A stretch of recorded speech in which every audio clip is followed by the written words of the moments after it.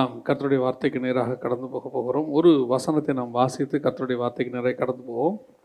எசேக்கியேல் தீர்க்கதரிசன புஸ்தகம் 18ஆம் அதிகாரம் 23வது வசனத்தை வாசியுங்கள்.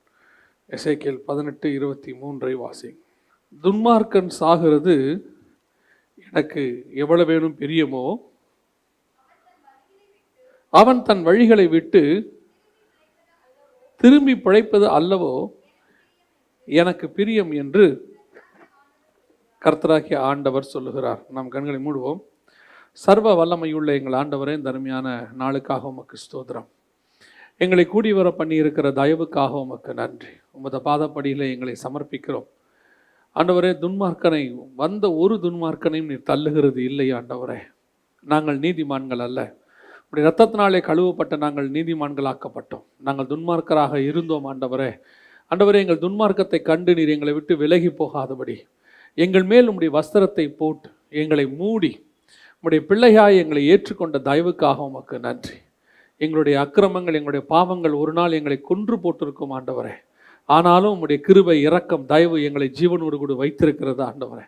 நாங்கள் நிற்பதும் நிர்மூலமாகாமல் இருப்பதும் உம்முடைய கிருபை மட்டுமே. இன்றைக்கும் நாங்கள் கூடி வந்து உட்கார்ந்துருக்கிறோன்னா உம்முடைய கிருபையினால மட்டும்தான் ஆண்டவரே. இந்த நேரத்தில் நீர் எங்களோடு கூட பேசுவீராக, இடைபடுவீராக, உம்முடைய வார்த்தைகளை அனுப்புவீராக, வசனத்தினால் இடைக்கட்டுவீராக. இன்னும் நீர் எங்களுக்குள்ளே உருவாக்கப்பட வேண்டிய காரியங்களை உருவாக்குவீராக. உடைய மகிமையுள்ள கரத்தில் எங்களை தாழ்த்துகிறோம். நீர் பேசும், நீர் இடைபடும். எங்கள் ஆண்டவர் இயேசுவின் நாமத்தில் பிதாவே, அல்லேலூயா. எசேக்கியேல் புஸ்தகம் 18ஆம் அதிகாரம் 23வது வசனத்தில் துன்மார்க்கன் சாகிறது எனக்கு எவ்வளவேனும் பிரியமோ என்று சொல்லி ஒரு வசனத்திலே நாம் வாசிக்கிறோம். பொதுவாக நம்முடைய ஆண்டவரை நாம் அறிந்து கொள்வதற்கு முன்பதாக துன்மார்க்கத்தில் தான் இருந்தோம். நாம் எல்லோருக்குமே தெரியும். அந்த துன்மார்க்கத்தினுடைய பாதை, நாம் இருந்த நிலைமை, அது எல்லாவற்றையும் கண்டு நம்முடைய சொந்தக்காரர்களே நம்மை விட்டு விலகி போன காலகட்டம் அது. அவர்களே நம்மை வேண்டாம் என்று ஒதுக்கி தள்ளின காலம் அது. ஆனாலும் கூட தேவன் நம்மை என்ன செய்யவில்லை? ஒதுக்கி தள்ளவில்லை. அவர் நம்மை சேர்த்து கொண்டார். ஆனால் வேதம் சொல்லுகிறது துன்மார்க்கன் சாகிறது எனக்கு பிரியமோ அப்படின்னு. இந்த வசனத்தை படிக்கும்போது எனக்கு சில இன்சிடென்ட்ஸை ஆண்டவர் ஞாபகப்படுத்தினார். வேதாகமத்தில் சில துஷ்ட மனுஷர்களை குறித்து ஆண்டவர் எனக்கு சொன்னார். பொதுவாக இந்த வசனங்களை வாசிக்கும் போது சில காரியங்களை கர்த்தர் நமக்கு வெளிப்படுத்திக்கிட்டே வருவார், சில காரியங்களை சொல்லிக்கிட்டே வருவார். வனாந்திரத்தின் பாதையை குறித்து நாங்கள் செய்தி எடுத்துக்கொண்டிருந்த போது ஆண்டவர் ஒரு காரியம் எங்களுக்கு சொன்னார். படிச்சுட்டு இருக்கும்போது, வனாந்திரத்தில் நீதிமான்கள் இதுவரைக்கும் மரித்து போனதாக சரித்திரமே இல்லை. எல்லா பரிசுத்தவான்களும் வனாந்திரத்தை கிராஸ் பண்ணியிருக்கிறாங்க. ஆனால் ஒரு பரிசுத்தவான் கூட வனாந்திரத்தில் என்ன செய்யலை? மரித்து போகவில்லை. அப்படி சொல்லிட்டு ஆண்டவர் சொல்லும் போது கடைசியாக சொன்னார், ஒரு துன்மார்க்கனையே நான் வனாந்திரத்தில் சாகடிக்க விரும்பவில்லைன்னு சொன்னார். யாருன்னு கேட்டிங்கன்னா, இஸ்மவேலை குறித்து வேதாகமத்தில் வாசிக்கிறோம். 16ஆம் அதிகாரத்தில் 11-12 வசனம் ஆதியாகமத்தின் புஸ்தகத்தில் இந்த இஸ்மவேலை குறித்து வேதம் சொல்லுகிறது, அவன் துஷ்ட மனுஷனாய் இருப்பான் என்று ஆண்டவர் சொல்கிறார். பிறக்கிறதுக்கு முன்னாடியே ப்ராஃபஸி. அவனை பற்றின தீர்க்க தரிசனம் என்னென்னா, அவன் எப்படிப்பட்டவனாக இருப்பான்? துஷ்ட மனுஷனாக இருப்பான். எல்லாருடைய கை அவனுக்கு விரோதமாக இருக்கும். எல்லாருக்கும் விரோதமாக அவன் கூடியிருப்பான். ஆண்டவர் சொல்கிறார் அவனை பார்த்து. அப்படிப்பட்டதான ஒரு துஷ்ட மனுஷன். இந்த துஷ்ட மனுஷனுடைய வாழ்க்கையை கொஞ்சம் நான் ஆராய்ந்து பார்த்தேன். ஏன்னா வேதாகமத்தில் அந்த ஆராய்ச்சி பண்ணி பார்க்கறதுக்கு தான் ஆண்டவர் எல்லாத்தையும் கொடுத்து வச்சிருக்கிறார். பொதுவாக நம்முடைய வியூவில் நம்ம வேற ஒரு வியூவில் பைபிளை படிச்சுக்கிட்டே இருக்கிறோம். எப்படின்னு சொன்னால், நமக்கு முன்னாடி சொல்லி கொடுத்தவங்க எல்லாருமே இஸ்மவேல் என்பவன் ஒரு மோசமானவன் உண்மைதான், அதில் எந்த மாற்று கருத்தும் இல்லை. நான் இப்போ இஸ்மவேல் நல்லவன் ப்ரூவ் பண்ணுறதுக்கு இங்கே வரல. நிறைய பேர் நினைக்கிறாங்க, யோபுவின் மனைவியை பற்றி நம்ம பேசியிருந்தோம் ஒரு மெசேஜில். ஒருத்தர் எனக்கு மெசேஜ் பண்ணியிருந்தார், நீங்கள் என்ன ஒரு மோசமான பொம்பளையை நல்லவன்னு சொல்கிறீங்க அப்படின்னாரு. அந்த அம்மா மோசமான பொம்பளைன்னு பைபிள் சொல்லலை. அந்த அம்மா கிட்ட இருந்த பலவீனத்தை பைபிள் சொல்லியிருக்குது. அவர்கள்கிட்டையும் சில நல்ல குணங்கள் என்ன செய்யும்? இருக்கும். ஆராய்ந்து பார்க்கணும், அவ்வளோதான். அதே மாதிரி நம்ம யாரையுமே நல்லவங்க கெட்டவங்க நியாயம் தீர்க்கிறதுக்கு வரல.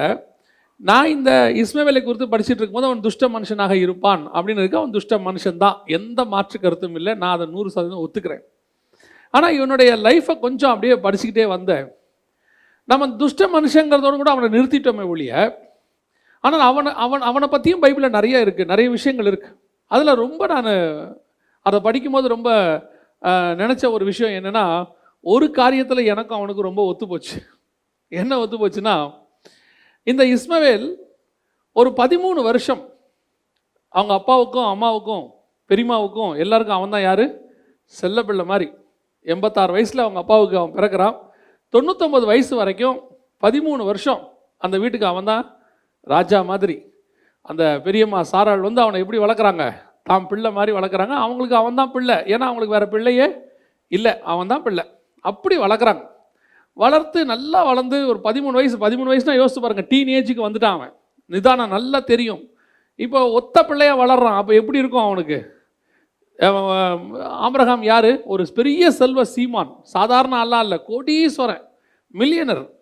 அவனுடைய ஆஸ்தியை பூமி தாங்கக்கூடாதாக இருந்தது. அப்படிப்பட்டதான ஒரு சீமானுக்கு பையன், ஒரே பையன், எப்படி இருப்பான் யோசித்து பாருங்க. அது இல்லாமல் அவங்க அப்பா தான் அந்த கானான் தேசத்துக்கே ராஜா. லேண்டு மொத்தத்தையும் ஆண்டவர் யாருக்கு கொடுத்துருக்கிறாரு? அவங்க அப்பாவுக்கு தான் கொடுத்துருக்கிறாரு. அப்போ இவன் வியூவில் என்ன இருக்கும்? இதுக்கப்புறம் எல்லாமே யாருக்கு தான்? எங்கள் அப்பாவுக்கு அப்புறம் எல்லாமே நான் தான், ஒரே வாரிசு அப்படின்னு சொல்லி அப்படி ஒரு 13 வருஷம் செல்ல பிள்ளையாக வளர்ந்த ஒருத்தனுக்கு திடீர்னு ஒரு ஷாக் வருது. ஒரு பையன் பிறக்கிறான், தம்பி ஒருத்தன் பிறக்கிறான் பெரியம்மாவுக்கு. தம்பி பிறந்த உடனே இவன் எல்லாருக்கிட்டையும் விளையாடுற மாதிரி. இப்போ நீங்கள் கொஞ்சம் சாதாரணமாக நீங்கள் நடுநிலைமையாக யோசித்து பாருங்கள். ஈசாக்கை இவன் என்ன பண்ணானா? பரியாசம் பண்ணினான் இருக்கு. 21ஆம் அதிகாரம் 9ஆம் வசனத்தில் ஈசாக்கை இவன் என்ன பண்ணான்? பரியாசம் பண்ணினான். பரியாசம் பண்ணின உடனே சாரால் கொடுக்குற தண்டனை எப்பேற்பட்டதான ஒரு தண்டனை? பெரிய தண்டனை. அவங்க என்ன சொல்கிறாங்க? இந்த அடிமை பெண்ணின் மகன் என் மகனோடு கூட என்னவா இருப்பதில்லை? சுதந்திரவாளியாக இருப்பதில்லை. ஓவர் நைட்டில் மொத்த காரியமும் அவன் கையிலிருந்து வாங்கப்படுகிறது. அவனை என்னென்ன கனவுல எப்படி எப்படி வளர்க்கப்பட்டானோ அத்தனையும் ஒரு நிமிஷத்தில் அவன் கையிலேருந்து வாங்கிட்டாங்க. வாங்கிட்டு இப்போ அவனை பார்த்து சொல்கிறாங்க, அடிமை பெண்ணின் மகன். ஆபிரகாமின் மகனுங்கிறது போயிருச்சு, சாராளின் செல்ல பிள்ளைங்கிறது போயிருச்சு, ஆபிரகாமுக்கு ஒரே வாரிசுங்கிறது போயிருச்சு, எல்லாம் முடிஞ்சிருச்சு. இப்போ அவனை பார்த்து அவங்க சொல்லக்கூடியதான ஒரு வார்த்தை என்ன? இந்த அடிமை பெண்ணின் மகன் என் மகனோடு கூட சுதந்திரவாளியாக இருப்பதில்லை. உடனே விரட்டுங்க. ஆபிரகாமுக்கு அது व्यசனமாக இருந்தது. ஏன்னா ஆபிரகாம் ரொம்ப நேசிச்சாரு, व्यசனமாக இருந்தது. ஆனாலும் அவன் விரட்டப்பட்டான். 21ஆம் அதிகாரத்தில் அவன் விரட்டப்படுகிறான். வனாந்தரத்துக்கு போகிறாங்க. அந்த அம்மா கையில் பிள்ளையை தூக்கிட்டு ஓடுது. ஒத்த பிள்ளையை கையில் தூக்கிட்டு அந்த அம்மா வனாந்தரத்துக்கு ஓடுது. இதெல்லாம் சாதாரணமான விஷயமே இல்லை. ஆகார் கெட்டவங்க நம்ம மைண்டில் ரிஜிஸ்டர் ஆயிடுச்சு இல்லையா? அடிமை பெண் பாவம் அப்படின்னு சொல்லி ரிஜிஸ்டர் ஆயிடுச்சு. ஆனால் பவுல் ஆகாரை எதுக்கு குறிப்பிடுறாருன்னா, நியாயப்பிரமாணத்துக்கு குறிப்பிடுறாரு. கலாத்தியர்கள் எழுதும்போது அந்த அம்மா வந்து ஒரு நியாயப்பிரமாணத்துக்கு ஈக்குவலாக கொண்டு வர்றாரு.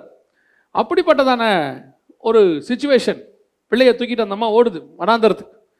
இதை படித்த போது எனக்கு உண்மையிலேயே சொல்லுவேன், நாங்கள் ஒரு காலத்தில் அப்படி ஒரு சூழ்நிலையில் தான் இருந்தோம். நாங்களும் நான் வந்து எங்கள் அம்மாவுக்கு ஒரே பையன்.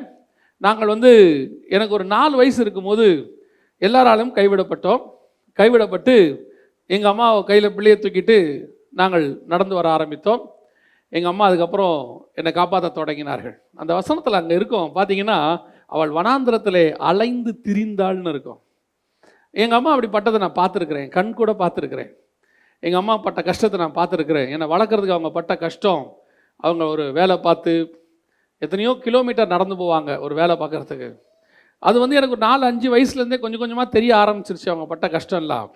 அதே மாதிரி தான் இந்த இஸ்மவேலும். ஒரு வியூவில் நம்ம வியூவில் இஸ்மவேல் மோசமானவன் தான். ஆனால் அவனுடைய லைஃப்பை யோசித்து பாருங்கள். ஒவ்வொரு நாளும் அவன் யாரோடு கூட இருக்கிறான்? தன் தாயோடு கூட வனாந்தரத்தில் வளர்கிறான். அவன் இருதயத்துக்குள்ளே ஒரு பெரிய கோபம் இருக்கும்ல, ஒரு பெரிய வெறுப்பு இருக்கும், பெரிய ஒரு மோசமான, இப்படி அப்பா நம்மளை விரட்டி விட்டாரே. எத்தனை பேருடைய வாழ்க்கை அப்படி இருக்குது தெரியுங்களா? அதாவது இன்றைக்கி அவங்க கெட்டவங்களா இருக்கிறாங்க. அவங்க ஏன் கெட்டவங்களா இருக்கிறாங்கன்னு அவங்களோட லைஃப்பை கொஞ்சம் ஆராய்ச்சி பண்ணி பாருங்களேன். ஆராய்ந்து பார்த்தீங்கன்னு சொன்னால் அவங்க லைஃப்பில் அவங்க அடைஞ்சதான ஒரு மிகப்பெரியதான ஒரு சோகம் எல்லாருக்கிட்டே இருக்கும். தீவிரவாதிகளை பிடிச்சிருவாங்க. தீவிரவாதிகளை பிடிச்சி அவனை அடிப்பாங்க, உதப்பாங்க, எல்லாம் செய்வாங்க. அப்போ அந்த தீவிரவாதிகள்கிட்ட போய் பேட்டி எடுக்கிற ஒரு பத்திரிக்கை இருந்துச்சு. அப்போது ஒரு பெண் தீவிரவாதிகிட்ட பேட்டி எடுத்தாங்க. பேட்டி எடுக்கும்போது அந்த பெண் சொல்கிறா, 18 வயசு எனக்கு, நான் ஏன் என் உயிரை பணையை வச்சு தீவிரவாதி ஆகணும்னு யோசிச்சிங்களா? அவள் கேட்குறா, நான் ஏன் 18 வயசில் தீவிரவாதி ஆகணும்னு முடிவெடுத்தேன், யோசிச்சிங்களா? இப்படி என் வாழ்க்கையே உயிரை பணையை வச்சு நான் தீவிரவாதத்தில் சாகணும்னு முடிவெடுக்கிறேன்னா என் வாழ்க்கையில் என்ன நடந்திருக்கும்? என் சொந்தக்காரங்களுக்கு என்ன நடந்திருக்கும், நான் எல்லாத்தையும் கண்கூடாக பார்த்தேன். எங்கள் அக்கா சீரழிக்கப்பட்டாங்க, என் குடும்பம் அழிக்கப்பட்டது, இதை எல்லாத்தையும் நான் என்ன செஞ்சுருக்கிறேன், பார்த்துருக்கிறேன்னு சொல்லி ஒரு வெளிநாட்டு பத்திரிகையில் அந்த தீவிரவாத பெண்ணுடைய கவர் ஸ்டோரி வந்துருந்துருச்சு. அப்போ அந்த பெண் சொல்கிறா, நான் தீவிரவாதியாய் மாறுவதற்கு என்ன இருக்குது, எனக்கு பின்னாடி ஒரு பெரிய பின் கதை இருக்குது. இங்கே நம்ம உட்கார்ந்துருக்கிற அத்தனை பேருமே இன்னைக்கு நீதிமான்கள் தான். இயேசுவை ஏற்றுக்கொள்வதற்கு முன்பதாக நம்முடைய வாழ்க்கை எல்லாரும் பார்க்கறதுக்கு நம்ம பாவிகள்னு சொன்னோம், மனம் திரும்பிட்டோம், ரட்சிக்கப்பட்டோம், எல்லாம் ஓகே தான். ஆனால் அந்த பாவத்தின் வாழ்க்கையில் இருக்கும்போது நம்ம எல்லாருடைய வாழ்க்கையிலுமே ஒரு சோகம் இருந்துச்சு. நம்ம ஏன் அந்த பாவத்தை செஞ்சு எல்லாருமே ஒரு ஒரு ஒரு மிகப்பெரியதான மோசமான வாழ்க்கையை கடந்து வந்திருக்கிறோம். ஒவ்வொருத்தரையும் உட்கார வச்சு கேட்டு பாருங்க, தகப்பனால் விரட்டப்பட்டவங்க, கணவனால் விரட்டப்பட்டவங்க, பிள்ளைய கை குழந்தைய தூக்கிட்டு போயிட்டு வேலை பார்த்து கஷ்டப்பட்டு பிள்ளைய வளர்த்தவங்க எத்தனை பேர் இருக்கிறாங்க. இன்றைக்கும் கணவன் குடிச்சு விட்டு அடித்து விரட்டி அந்த அம்மா போய் சம்பாரிச்சிட்டு வந்து பிள்ளைகளை காப்பாற்றக்கூடிய குடும்பங்கள் எத்தனையோ இருக்குது. நாங்கள் பார்க்குறோம், எங்களுக்கு மெயில் வருது. அதெல்லாம் சந்திக்கும் போது அந்த காரியங்கள்லாம் படிக்கும் போது ரொம்ப மனசு உடஞ்சி போயிடும். கணவன் வந்து ஒரு வேலை பார்க்க மாட்டார், மனைவி கொண்டு வர காசை வாங்கி குடிக்கிறது அவருடைய வேலை, அவ்வளோதான். ஆனால் அந்த அம்மா அதுக்கு நடுவில் பிள்ளைகளை காப்பாற்றி எல்லாம் செய்யணும். இப்போ அதை பார்த்து பார்த்து வளர்கிற பையன் எப்படிப்பட்டவனாக இருப்பான், அப்படிப்பட்ட தகப்பனை பார்த்து வளர்றவன் எப்படிப்பட்டவனாக இருப்பான், நல்லவனாக வளருவான். ஒரு சிலர் நல்லவராக வளருவாங்க, இந்த அப்பா மாதிரி குடிகாரன் நம்ம வந்துடக்கூடாதுரா. ஆனால் அவன் மைண்டில் என்ன இருக்குது தெரியுமா, எங்கள் அப்பா மாதிரி வரவே கூடாது, எங்கள் அப்பா மாதிரி நடக்கவே கூடாது. இந்த இஸ்மவேலை குறித்ததான காரியங்களை படிச்சுக்கிட்டு இருக்கும்போது ஒரு பெரிய பாஸ்டர் சொன்னது எனக்கு ஞாபகத்துக்கு வந்துச்சு. அந்த பாஸ்டர் சொன்னார், இஸ்மவேல் என்கிறவன் தகப்பனுடைய அன்புக்கு ஏங்கினவன், தகப்பனால் விரட்டப்பட்டவன், 13 வருஷம் அப்பா கூட இருந்திருக்கிறான், செல்லப்பிள்ளையா வளர்ந்துருக்கிறான், அவன் விரட்டப்பட்டான். இப்போ அவன் நிலைமை என்ன, நடுத்தரில் நிற்கிறான். எத்தனை பேர் அப்படி விரட்டப்பட்டு நடுத்தரில் நின்னாங்க, மொத்தத்தையும் பிடுங்கிட்டு அனுப்பி விட்டுட்டு ஓவர் நைட்டில் நடுத்தவர்லேருந்து நின்ன எத்தனையோ பசங்க இருக்கிறாங்க. இன்னைக்கு அவர்கள் தேவனால் உயர்த்தப்பட்டு இருக்கிறார்கள். நான் இஸ்மவேலை குறித்து ரொம்ப சந்தோஷப்படுற ஒரு விஷயம் என்ன தெரியுமா, நம்ம இஸ்மவேலை நெகட்டிவாகவே பார்க்குறோம், நெகட்டிவாக பார்க்குறோம், உண்மைதான். ஆனால் அந்த நெகட்டிவாக நீங்களும் நானும் பார்க்குறோம். கர்த்தர் அவனை நெகட்டிவாக பார்க்கவே இல்லை. அவன் பிறக்கும் போது துஷ்ட மனுஷன் சொன்னார், அது எந்த மாற்று கருத்தும் இல்லை. ஆனால் வாசிங்க, அந்த வசனத்தை வாசிங்க, 21ஆம் அதிகாரம் ஆதியாகமத்தின் புஸ்தகம் 19-20 வாசிங்கள். 21ஆம் அதிகாரம் 19-20 வாசிங்கள். தேவன் அவனுடைய கண்களை திறந்தார், தண்ணீரின் துறவை கண்டு தேவன் பிள்ளையுடனே இருந்தார், அவன் வளர்ந்து, இப்ப பிள்ளை கூட யார் இருக்கிறது, தேவன் இருந்தார், தேவன் இருந்தார். நம்ம துஷ்ட மனுஷன்னு சொல்றோமே, நம்ம அவனை பார்த்து மோசமானவனு சொல்றோமே, அவனை ஒதுக்கி வைக்கிறோமே. ஆனா ஒதுக்கி வைத்த நாம் நினைத்த அந்த இஸ்மவேல் கூட தான் தேவன் இருந்தார் என்று வேதம் சொல்லுகிறது. உங்களை என்னையும் ஒரு காலத்தில் உலகம் அப்படி தான் ஒதுக்கி வச்சுச்சு, ஒரு காலத்தில் விரட்டி விட்டுச்சு, ஒரு காலத்தில் ஒன்றும் இல்லாமல் துரத்தி விட்டாங்க. உலகம் இன்னும் சொல்லப்பட நம்மளை துன்மார்க்கன்னு சொல்லுச்சு, எங்களையெல்லாம் சேர்த்துக்கொள்ளவே மாட்டேன்னு சொல்லிட்டாங்க. நான் ஆண்டவராக இயேசு கிறிஸ்துவை ஏற்றுக்கொள்ளுகிற வரைக்கும் நான் நல்லவன் கிடையாது, அதையும் நான் சொல்லுவேன், நான் துஷ்ட மனுஷன்தான். இயேசு கிறிஸ்துவை ஏற்றுக்கொள்ளுகிற வரைக்கும் நான் எனக்குள்ள நிறைய பாவங்கள் இருந்தது. எங்கள் குடும்பத்தில் என்னை ஏற்றுக்கொள்ள மாட்டேன்னு தான் சொன்னாங்க. ஒரு பெரிய ஃபங்க்ஷன் நடக்கும்போது எங்கள் மாமா வந்து எங்கள் அம்மா கிட்ட சொன்னது எனக்கு நல்ல ஞாபகத்தில் இருக்குது. இவ்வளோ ஒரு மோசமான பிள்ளையை பெற்று வச்சிருக்கிற, இதை கூட்டிகிட்டு நீ ஏன் வரான்னு கேட்டேன். எங்கள் அம்மா என்கிட்ட சொல்லி அழுது எனக்கு ஞாபகம் இருக்குது. நான் இன்னைக்கு சொல்லுவேன், நான் துஷ்ட மனுஷனாக இருந்தவன் ஒரு மனுஷன் தான். நான் பிறக்கும் போதே நல்லவன், பரிசுத்தவான், நீதிமான்லாம் கிடையாது. ஆனால் ஒன்று மட்டும் நான் கண்டிப்பாக சொல்லுவேன், இந்த துஷ்ட மனுஷனோடு கூட என் தேவனாகிய கர்த்தர் அன்னைக்கு இல்லாமல் போயிருந்தால் நான் இந்நேரம் மடிந்து மண்ணாகி போயிருப்பேன். துன்மார்க்கன் சாகிறது அவருக்கு ஒரு நாளும் பிரியம் கிடையாது. நான் துன்மார்க்கத்தில் இருக்கும்போது நான் செத்து போயிருப்பேன். ஆனால் நான் இன்னைக்கு இந்த இடத்துல நின்று பிரசங்கம் பண்ணியிருக்கவே முடியாது. நாம் அத்தனை பேருமே ஒரு காலத்தில் துன்மார்க்கராக தான் இருந்தோம். அந்த துன்மார்க்கத்தில் நம் சொந்தக்காரர்கள் கூட இருக்காமல் போனார்கள். ஏன், நம்ம கூட இருந்த தாய் தகப்பன் கூட விரட்டி விட்டார்கள். கணவன் விரட்டி இருப்பான், மனைவி விரட்டி விட்டுருப்பாங்க. நம்ம வீட்டில் நடக்கிறத பார்த்து பிள்ளைய நீ வீட்டுக்கு தேவையில்லைன்னு சொல்லி விரட்டி விட்டுருப்பாங்க. ஆனால் ஒன்று மட்டும் நான் சொல்லுவேன், நாம் இன்னைக்கு ஜீவனோடு கூட இருக்கிறோன்னா அந்த தேவனாகிய கர்த்தர் அன்னைக்கு நாம் சாகக்கூடாது என்று கூட நின்னதுனால தான் இன்னைக்கு நம்ம ஜீவனோடு கூட இருக்கிறோம். அதான் வேதம் சொல்லுது, துன்மார்க்கனுடைய மரணத்தில் அவர் ஒரு நாளும் பிரியப்படுகிறது இல்லை. எப்படியாவது காப்பாற்றணும்னு நினைக்கிறார். யோசித்து பாருங்க, சாரால் விரட்டி விட்டாங்க, ஆபிரகாம் துக்கத்தோடு தான் விரட்டி விட்டாரு. இப்போ அவன் வந்துட்டான், ஒரு துருத்தி தண்ணி தான், தீந்து போச்சு, வாழ்க்கை முடிஞ்சிச்சு, ஃபினிஷ் ஓவர். என் நண்பனுடைய ஒரு காரியத்தை நான் அறிவேன். திடீரென்று அவனுடைய தகப்பனார் ஆக்சிடெண்ட்டில் நோய் படுத்து விட்டார், படுத்த படுக்கை ஆகிட்டார். அவன் தான் படிச்சுக்கிட்டு இருந்தான், 17 வயசு, அப்போ 18 வயசு. என்ன செய்யறதுன்னு தெரியாது. திடீரென்று அந்த குடும்பம் ஸ்தம்பித்தது.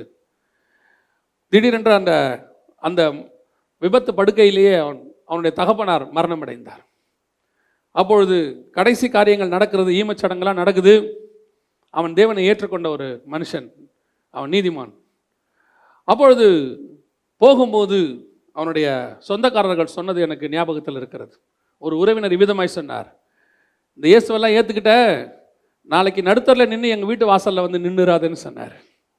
ஆகார் வனாந்திரத்தில் அலைந்து திரிந்தாள். அதே மாதிரி தான் நம்முடைய எத்தனையோ காலகட்டங்களில் நாம் அலைந்து திரிஞ்சிருக்கிறோம். வனாந்தரத்தில் ஓடி இருக்கிறோம், செத்து போகிற நிலைமைக்கு போயிருக்கிறோம். இனி நான் என்ன ஆவேன், இனி என் லைஃப் அவ்வளோதானா, எனக்கு எதிர்காலமே கிடையாதா அப்படின்னு யோசித்து கடைசி சொட்டு தண்ணி.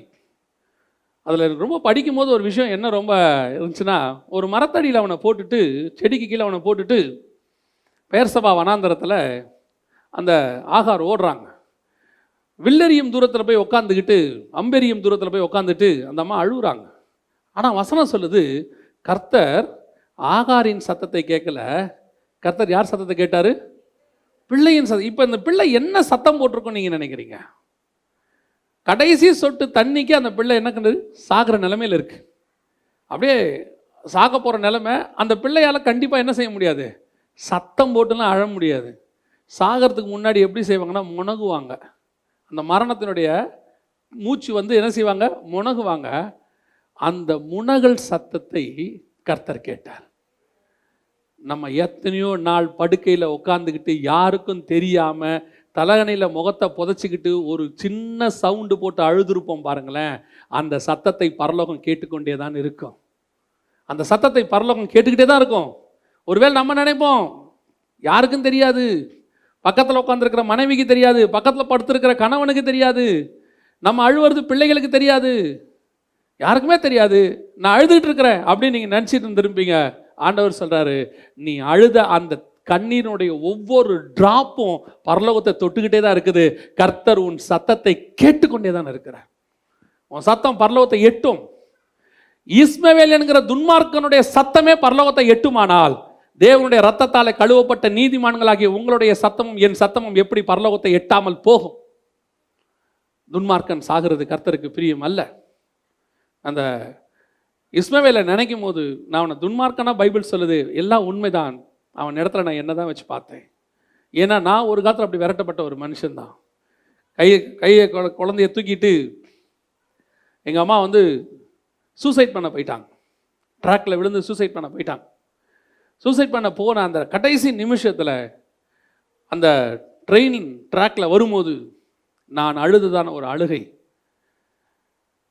ஒரு 4 வயசு இருக்குமா, சொல்ல தான் எனக்கு தெரியும், அவங்க சொல்ல எனக்கு தெரியும். 4 வயசு இருக்குமா, ட்ரெயினை வர வேகத்தை பார்த்து நான் அழுது போயிடலான்னு கத்தபோது அவர்கள் செய்தான காரியம், சரி இந்த பிள்ளைக்காக நாம் வாழுவோம். அவர்கள் முடிவெடுத்தார்கள். நான் சொல்வேன், அந்த முடிவை அவர்கள் எடுக்கவில்லை. பரலோகம் அந்த நிமிஷத்தில் என் ஜீவனை பாதுகாத்து கொண்டு வந்து வெளியே கொண்டு வந்து உட்கார வைத்து என்னை ஒரு ஊழியக்காரனாய் மாற்ற வேண்டும் என்று பரலோகம் விரும்பியது. இல்லைனா அன்னைக்கு ட்ரெயின் ட்ராக்லேயே துண்டு துண்டாக போயிருக்க வேண்டியதான ஒரு உடம்பு. நான் சொல்லுவேன், துன்மார்க்கனுடைய மரணத்தை ஒரு நாளும் கர்த்தர் விரும்புகிறதில்லை. உன்னுடைய பிரச்சனை போராட்டம் உச்சத்துக்கு போயிருக்கும். சாகரலான்னு முடிவு எடுத்துருவோம், ட்ராக்குக்கு போயிடுவோம், தூக்கு கயிறை கையில் எடுத்துருவோம், கடற்கரை ஓரத்துக்கு போய் நின்றுடுவோம்.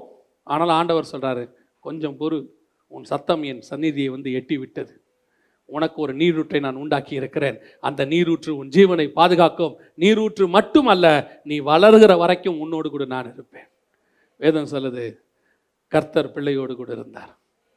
அந்த துன்மார்க்கன்னு சொல்லப்பட்ட பிள்ளையோடு தான் கர்த்தர் இருந்தார். இன்னைக்கு நீ நானும் நீதிமான்னு சொல்கிறோம், ஆனால் நீ நானும் எவ்வளோ பெரிய துன்மார்க்கன் என்பது நமக்கு தெரியும் தானே.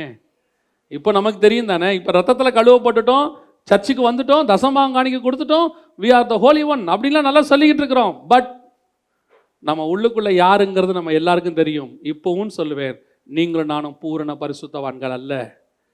அன்னைக்கு கழுவப்படாத பாவி, இன்னைக்கு கழுவப்பட்ட பாவி. இன்றைக்கும் நமக்குள்ள என்ன இருக்குது? பாவங்கள் இருக்குது, துர்க்குணங்கள் இருக்குது, கர்த்தருக்கு பிரியமில்லாத அருவருப்புகள் இருக்குது, கர்த்தர் விரும்பத்தகாத காரியங்கள் இருக்குது. ஆனாலும் கூட அந்த தேவன் உன்னோடும் என்னோடு கூட இருக்கிறார். இருக்கிறதுனால தான் இன்னைக்கு உன்னையும் என்னையும் கர்த்தர் ஜீவனோடு கூட வச்சிருக்கிறார். நான் சொல்வேன், கர்த்தர் துன்மார்க்கன் சாகிறதை ஒரு நாளும் விரும்பவில்லை. நீ நானும் சாகிறதை ஒரு நாளும் விரும்பவே இல்லை. இந்த இஸ்மவேல் தகப்பனால் விரட்டப்பட்டான். அவன் இருந்த நிலை ஒரே நாளில் ஓவர் நைட்டில் மாறிடுச்சு. எப்படி இருந்தான் பாருங்க, க்ரௌன் கிங் மாதிரி, பிரின்ஸ் மாதிரி இருந்திருப்பான், வீட்டில் இளவரசன் மாதிரி இருந்தான். இன்னைக்கு எப்படி ஆயிட்டான்? பரதேசி மாதிரி ஆயிட்டான். பஞ்ச பரதேசி அப்படின்னு சொல்லுவாங்க, அந்த மாதிரி ஆயிட்டான். வனாந்தரத்தில் அலைஞ்சு திரிஞ்சு அவனுடைய வாழ்க்கை நாசமாய் போய்விட்டது. அவனுக்கு ஒரு நீரூற்று கிடச்சிச்சு. உங்களுக்கு எனக்கு ஒரு நீரூற்றை கர்த்தர் உண்டாக்கி வச்சிருக்கிறார். அந்த பரிசுத்த ஆவியாகிய நீரூற்று ஒரு நாளும் உங்களை என்னையும் கைவிடாது, சாக விடவே விடாது. விசுவாசத்தோட அறிக்கை பண்ணுங்க, நான் நீதிமான் அல்லதான், இயேசுவின் ரத்தத்தினால கழுவப்பட்டேன், ஆனாலும் எனக்குள்ள பாவம் இருக்கு, ஆனாலும் கர்த்தர் என்னை சாக விடமாட்டார். கர்த்தர் என் ஜீவனை பாதுகாப்பார். கர்த்தர் என்னை உயர்த்தி அவர் என்னோடு கூட இருந்து உயர்த்துவார். அல்லேலூயா. இது கர்த்தர் நம்ம கொடுக்கறதான வாக்கு தத்தம். இதை படிக்கும் போது எனக்கு இன்னொரு ஆள் ஞாபகத்துக்கு வந்தார், இன்னொரு துஷ்ட மனுஷன். இந்த துஷ்ட மனுஷங்களுக்கு பின்னாடிலாம் கர்த்தர் எவ்வளவு அன்பா இருந்திருக்கிறாரு. நாம தான் இன்னைக்கு ஒருத்தன் தப்பு செஞ்சிட்டானா உடனே அவனை என்ன செஞ்சிடறோம்? இமிடியேட்டாக கண்டம் பண்ணி க்ளோஸ் பண்ணி அவன் எழுந்திரிக்க கூடாதுன்னு முடிவு பண்ணிடுறான். ஒரு பெரிய வர்ஷிப் லீடர், அவருடைய பாடல்கள்லாம் தேவன் பக்கம் திருப்பாமல் உலகத்தின் பக்கம் திருப்பக்கூடியதாக இருந்தது. அந்த வர்ஷிப் லீடரை எல்லாரும் கண்டம் பண்ணாங்க, நான் உட்பட. ஆனால் நாங்கள் சொன்னது அந்த ஊழியத்தினுடைய அந்த முறை தப்பு என்று சொல்லி கொண்டிருக்கும் போதே எனக்குள்ளே ஆவியானவர் சொன்னார், அவனுக்காக ஜெபம் பண்ணு, அவனும் என் ரத்தத்தால் கழுவப்பட்டவன், அவனும் என் பக்கம் திரும்பணும், அவனும் அந்த துன்மார்க்கத்தை விட்டு வெளியே வரணும். அதே காரியத்தை அவன் சரியான முறையில் எனக்கென்று செய்வானானால் இன்னும் என் நாமம் மகிமைப்படும். அப்போதான் நினச்சேன், யாரையும் வெறுப்பதற்காக கர்த்தர் நம்மை ரட்சிக்கவில்லை, எல்லாரையும் நேசிப்பதற்காக கர்த்தர் நம்மை ரட்சித்திருக்கிறார். ஒரு துன்மார்க்கனை கர்த்தர் நேசிப்பானால் நீங்களும் நானும் ஏன் நேசிக்கக்கூடாது? நம்ம வெளியே இருக்கிற துன்மார்க்கனை நேசிச்சிருவோம், அதான் ரொம்ப முக்கியம். சபையில் இருக்கிற நாமெல்லாம் ஒரு பாவி இருக்கிறாருன்னா அவரை நேசிப்போம். ஐயோ பாவம், தேவனை அறியாத மனுஷன், அவர் குடிகாரனாக இருந்தால் அவர் எப்படியாவது ரட்சிக்கப்படணும், ஒரு பாவத்தில் இருந்தால் அவன் எப்படியாவது ஆண்டவர் ஏற்றுக்கொள்ளணும், இப்படி நம்ம என்ன செய்கிறோம்? அவருக்காக நம்ம ரொம்ப பரிதவிக்கிறோம், ஜெபம் பண்ணுறோம், எல்லாம் பண்ணுறோம். என்னைக்காவது இயேசுவை ஏற்றுக்கொண்டு பின்வாங்கி விழுந்து போனவனுக்கு அதே பாரத்தோட ஜெபம் பண்ணியிருக்கிறோமா? இவனும் ஒரு வகையில் துன்மார்க்கராய் மாறிக்கொண்டிருக்கிறான். இவனையும் நேசிக்க வேண்டியது நம்முடைய கடமை. தேவன் எவ்வளோ அழகாக நேசிக்கிறார் பாருங்களேன். நான் இந்த இன்னொரு சம்பவத்தை நான் உங்களுக்கு சொல்கிறேன், ரொம்ப எனக்கு ஆச்சரியமாக இருந்துச்சு. வாசிங்க, மல்கியாவின் புஸ்தகம் 1ஆம் அதிகாரம் 3வது வசனத்தை வாசிங்க. மல்கியாவின் புஸ்தகம் 1ஆம் அதிகாரம் 3வது வசனம். ஏசாவையோ நான் வெறுத்தேன், அவனுடைய மலைகளை பாழும் அவனுடைய சுதந்திரத்தை வனாந்தரத்தில் உள்ள வலு சர்ப்பங்களின் தாவும் ஆக்கினேன். இந்த இடத்துல ஆண்டவர் தெளிவாக சொல்றார், யாரை வெறுத்தாராம்? ஏசாவை வெறுத்தேன். இந்த ஏசா பிறக்கும் போதே அது என்ன ரீசன்னே தெரியாது, என்ன காரணம் தெரியாது, ஆண்டவருக்கு தான் தெரியும். பிறக்கும் போதே கர்த்தர் ரெபெக்கா கிட்ட சொல்லிட்டாரு, பிறக்கிறதுக்கு முன்னாடியே சொல்லிட்டாரு, மூத்தவன் இளையவனை செவிப்பான்னு சொல்லிட்டார். ஏசாவுடைய வாழ்க்கையை கொஞ்சம் எடுத்துக்கொள்ளுங்களேன். இப்போ நம்ம ஏசாவை ஒரு வில்லனாக பார்த்துக்கிட்டே இருக்கிறோம். உண்மைதான், அவன் வில்லன் தான், எந்த மாற்று கருத்தும் இல்லை. ஆனால் இந்த ஏசா கிட்ட இருந்ததான குணங்கள் என்ன? இப்போ இஸ்மவேலுக்கு பரியாசம் பண்ணுறன்னு ஒரு குணம் இருந்துச்சு. அந்த பரியாசம் பண்ணுற குணம் அவனை கொண்டு எங்கே நிறுத்திருச்சு? நடுத்தரில் நிறுத்திருச்சு. நம்மகிட்டையும் இப்படி தான் சில குணங்கள்லாம் இருக்கும். நம்மளை பொறுத்த வரைக்கும் அது தப்பாக தெரியாது, சின்ன தப்பாக தெரியும். ஆனால் அதனுடைய விளைவு எப்படி இருக்கும்? பெரிய விளைவாக இருக்கும். சில நேரங்களில் யாருக்கும் தெரியாமல் உட்காந்து ஆஃபீஸில் கமெண்ட் அடிச்சிருப்போம் யாரையாவது. அந்த கமெண்ட் எப்படி அந்த வாளை விட்டு வெளியே, அந்த ரூமை விட்டு வெளியே போச்சுன்னே தெரியாது. அது அப்படியே சீனியர் ஆஃபீஸர் காதுக்கு போய் அவர் கமெண்ட் அடிச்சுட்டு நம்மளை வேலையை விட்டே சாக் பண்ணிடுவாங்க. என்னை பற்றி இப்படிலாம் நீங்கள் கமெண்ட் அடிக்கிறீங்களா அப்படின்னு. எப்படி போச்சுன்னே நமக்கு தெரியாது. அந்த மாதிரி இவன் பரியாசம் பண்ண ஒரு விஷயம் என்ன ஆயிடுச்சு? இவனை கொண்டு போய் நடுத்தருள்ள வனாந்தரத்தில் நிறுத்திருச்சு. ஆனால் ஏசாவுடைய பிரச்சனை அது இல்லை. ஏசாவுடைய பிரச்சனை என்னன்னா, தெரிஞ்சே அவன் என்ன செஞ்சிட்டானா, அவனுடைய சேஷ்டபுத்திர பாகத்தை அசட்டை பண்ணிட்டார். ஆனால் அதுக்கப்புறம் அவன் மனம் கசிந்து அழுதான்னு இருக்கு. அதை பெற்றுக்கொள்றதுக்கு அவன் என்ன செய்கிறான்? மனம் கசிந்து அழுதான் அப்படின்னு இருக்கு. ரெண்டாவதாக இந்த ஏசா யாரால ஏமாற்றப்படுறான் பாருங்க. இவனை பொறுத்த வரைக்கும் தகப்பனுக்கு இவன் நல்ல பையன், அப்பாவை பொறுத்த வரைக்கும் இவன் யாரு? ரொம்ப நல்ல பையன். தேவனுக்கு பிடிக்காது, அது வேற விஷயம். ஸ்பிரிச்சுவலி விட்டுருங்க, உலக பிரகாரமா நான் சொல்றேன். தகப்பனுக்கு பிடிக்காது. இப்போ இவன் யாரால ஏமாற்றப்படுறான் தெரியுமா? ஏற்றுக்கொள்ளவே முடியாது. அங்கேயாவது அப்பாவும் சித்தியும் ஏமாத்திட்டாங்க. சித்தினா என்ன? பெரியம்மா. அவங்க ஏமாத்திட்டாங்க. இங்க அம்மாவே ஏமாத்திட்டாங்க இவனை. ஏசாவை பொறுத்த வரைக்கும் அம்மாவும் தம்பியும் சேர்ந்து என்ன பண்ணிட்டாங்க? எனக்கு உள்ள ஆசீர்வாதத்தை மொத்தத்தையும் என்ன பண்ணிட்டாங்க? அவங்க வாங்கிட்டாங்க. அம்மா என்னுடைய ஆசீர்வாதத்தை வாங்கி யார் கையில் கொடுத்துட்டாங்க? தம்பி கையில் கொடுத்துட்டாங்க. இப்படி ஒரு சிச்சுவேஷனை யோசித்து பாருங்க. கர்ப்பத்தின் பாலகனை ஸ்திரீயானவள் மறப்பாளோ அப்படின்னு கேட்டா, இந்த வசனத்தை கேட்டா ஏசா என்ன சொல்லுவார் நினைக்கிறீங்க? எங்க அம்மா மறக்கும், எங்க அம்மா எனக்கு அகைன்ஸ்டா செய்யும். சில நேரங்களில் சில வீடுகளில் சில சாட்சி சொல்லுவாங்க, அம்மா இப்படி செஞ்சிச்சுன்னு சொல்லுவாங்க, நம்பவே முடியாது நம்மளால. அப்பா இப்படி செஞ்சிட்டாருன்னு சொல்லுவாங்க, நம்பவே முடியாது. இப்படி நடக்குமா அப்படிங்கிறது நம்மளால ஏற்றுக்கொள்ளவே முடியாத ஒரு காரியமா இருக்கும். ஒரு மலேசியாவில் ஒரு கேஸ் நடந்தது. அந்த கேஸு பேப்பரில் வந்ததானே, அங்கே இருக்கும்போது நான் பேப்பரில் படித்தேன். அப்படி ஒரு கேஸை நீங்கள் எங்கேயாவது பார்த்துருப்பீங்களான்னு எனக்கு தெரியாது. எனக்கு அதான் ஃபஸ்ட்டு டைம் அப்படி பார்த்தது. ரொம்ப ஆச்சரியமாக போச்சு. என்னன்னு கேட்டிங்கன்னு சொன்னால், தகப்பனை அரெஸ்ட் பண்ணிட்டாங்க. எதுக்காக அரெஸ்ட் பண்ணாங்க அப்படின்னு கேட்டிங்கன்னா, அந்த சொந்த மகளை அவன் நாசம் பண்ணிட்டான்னு அரெஸ்ட் பண்ணிட்டாங்க. அவரை கொண்டு போய் நிற்க வச்சிருக்கிறாங்க கூண்டில். நீதிபதி கேட்குறாரு, ஏப்பா அது நீ பெற்ற மகளாயிற்று. அந்த பேப்பரில் போட்டிருக்காங்க, அவனுடைய முகத்தில் ஒரு குற்ற உணர்வுமே இல்லையாம்மா. அவன் செஞ்சது சரி, தப்புன்னே அவனுக்கு தோணலைன்னு போட்டிருக்கிறாங்க. அந்த மாதிரி சில நேரங்களில் நம்ம நம்ப முடியாத அளவுக்கு நம்முடைய உறவுகள் நம்மளை ஏமாத்தும். தாய் ஏமாத்துமான்னு கேட்டிங்கன்னா ஏமாற்றும். ஏமாத்தி இருக்குது. எங்கே ஏமாத்தி இருக்குது? ஏசா வாழ்க்கையில் ஏமாத்தி இருக்குது.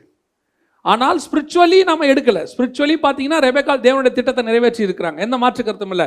ஆனால் ஏசாவை பொறுத்த வரைக்கும் என் அம்மா என்னை ஏமாத்திட்டாங்க.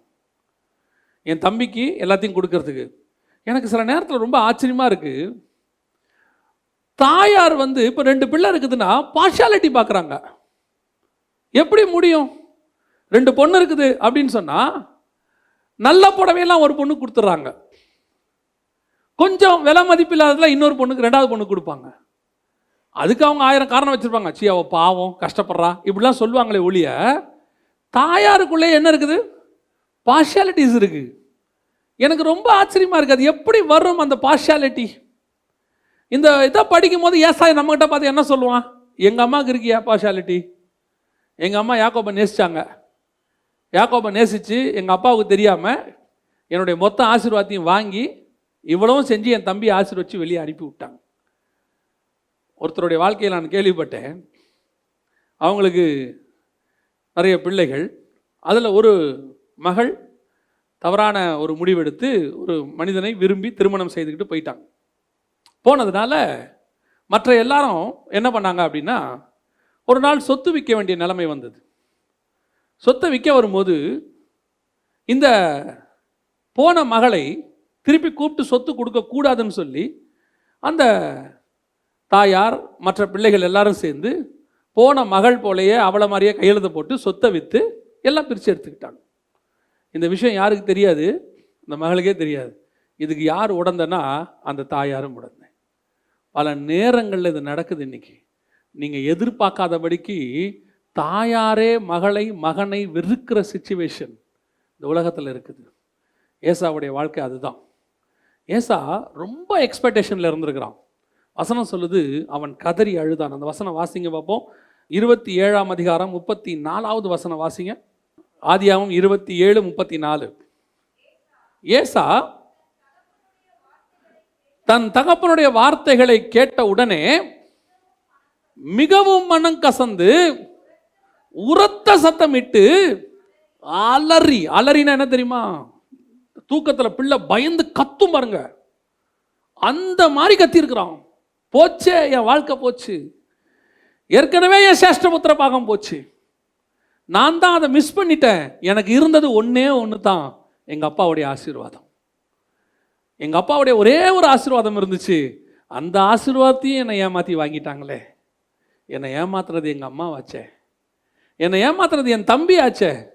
நான் சொல்லுவேன், ஏசா துஷ்ட மனுஷன்தான், ஆனால் அவன் தகப்பனையும் தாயும் அதிகமாக நேசித்திருக்கான். அதுக்கப்புறம் அவன் மோசமானவனாக மாறிட்டான். இந்த சம்பவத்துக்கு அப்புறம் தகப்பனையும் தாயையும் வேதனைப்படுத்தணுன்னே கல்யாணம் பண்ணி கூட்டு வருவான். போய் நீங்கள் என்னையா இந்த வேலை பண்ணீங்க, உங்களை வேதனைப்படுத்துறேன்னு சொல்லி கானானிய ஸ்திரியும் பெலிஸ்தே ஸ்திரியும் போய் கல்யாணம் பண்ணிட்டு வருவான். அதுக்கு முன்னாடி எனக்கு அதில் ரொம்ப ஆச்சரியம் என்னன்னா, யாக்கோபை ஏமாத்திடுவான்.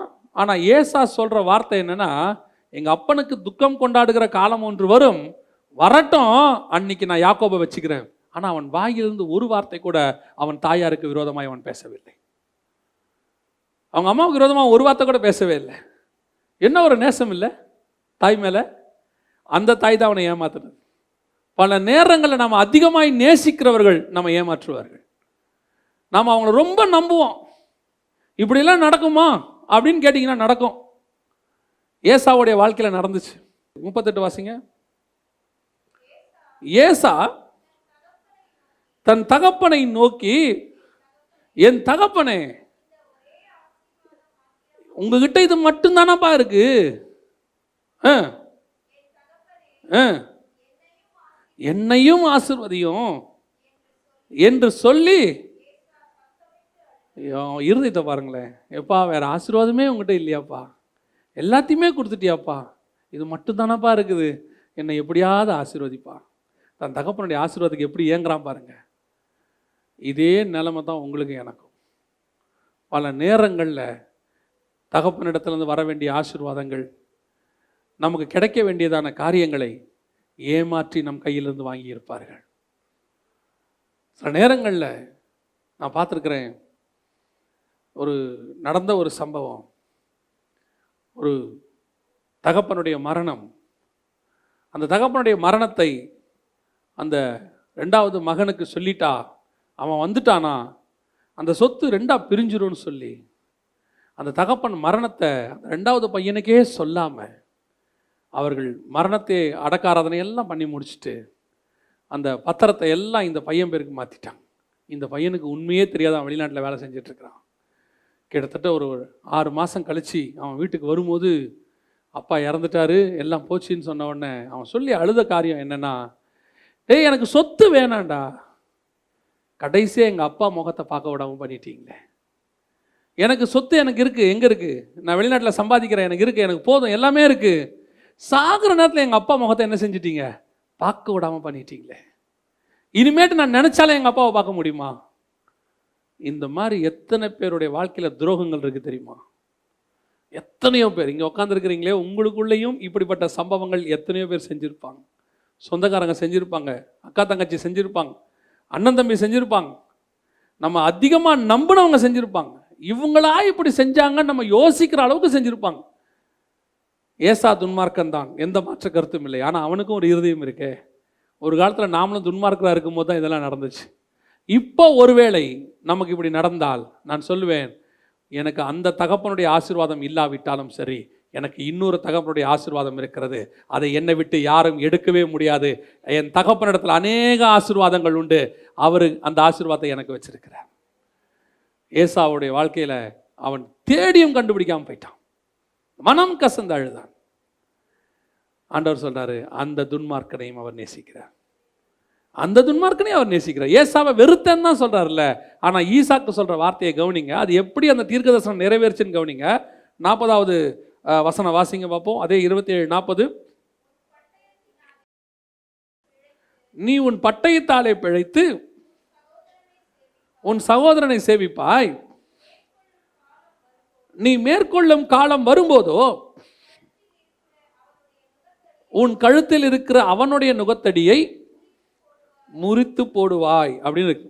இந்த எப்படி இந்த தீர்க்க தரிசனம், அதாவது ஒரு காலகட்டம் வரைக்கும் நீ அவனுக்கு அடிமையாக தான்ப்பா இருப்ப, ஏன்னா நான் செஞ்சுட்டேன், உனக்கு என்ன செஞ்சுட்டேன், அந்த வாக்குத்தத்தத்தை அவனுக்கு கொடுத்துட்டேன், வேற வழி இல்லை, ஒரு சர்டன் பீரியட் நீ அவனுக்கு அடிமையாக தான் இருப்ப. ஆனால் ஒரு நாள் வரும், உன் மேல் இருக்கிற அவன் நுகத்தடியை நான் என்ன செய்வேன், நீ எடுத்து போடுவேன். இது எப்போ நடந்துச்சு தெரியுங்களா?